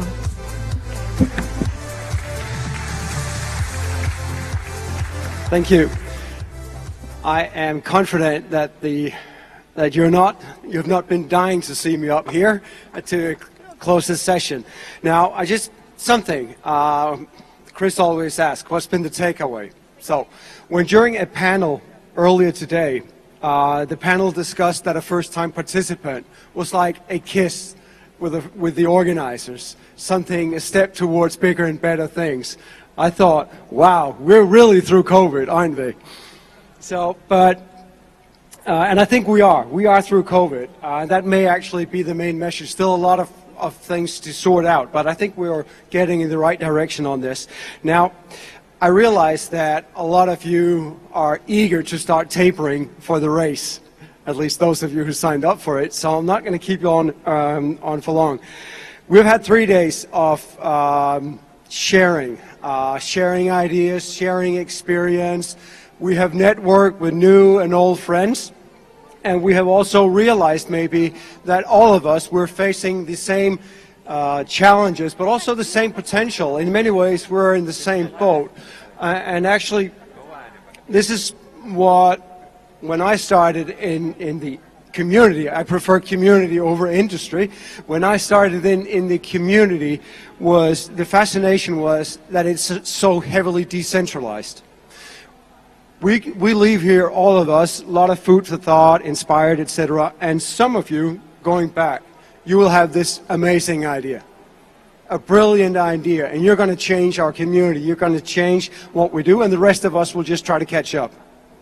Because this is the way our community works. Why does this happens all the time, right? Why? Because we get together and we share ideas. We explore the intersections and the crossing points between all of what we do. So each one of you will leave with your own interpretations on what's been shared. And within your interpretation lies the future. So on my behalf, I'll thank you to all the speakers. Thank you to all those that I've had the opportunity to interact with. We're moving towards bigger and better things. We haven't kissed yet, but we're moving towards bigger and better things. Now,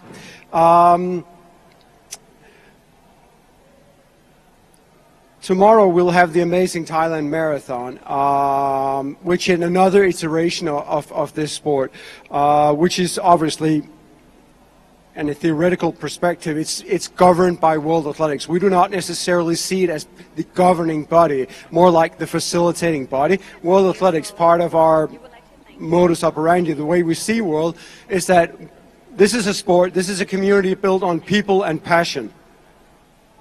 It's people and passion who built this sport, and it's people and passion that will bring it forward. I think it's been clearly evidenced the last 3 days that we're in a very strong position to move forwards on that. So, nothing left for me to say except for those of you actually running tomorrow, best of luck. I'll be cheering. Somewhere I'll be cheering, and I'll be checking the results as well. And for those of you who have events coming up, all the best. Good luck with the events you have coming up. And nothing left for me to say but a huge, massive thank you to Alessio, to Chris, the local organizers for doing an amazing job. You really crushed it. Amazing job. So thank you to all of you who have spent a lot of time and effort putting this on. And thank you to Amazing Thailand. And safe travels and good luck for those of you running. Thank you.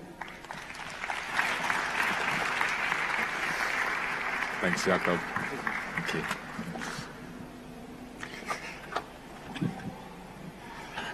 Okay, that's a wrap. Thank you so much, Jakob.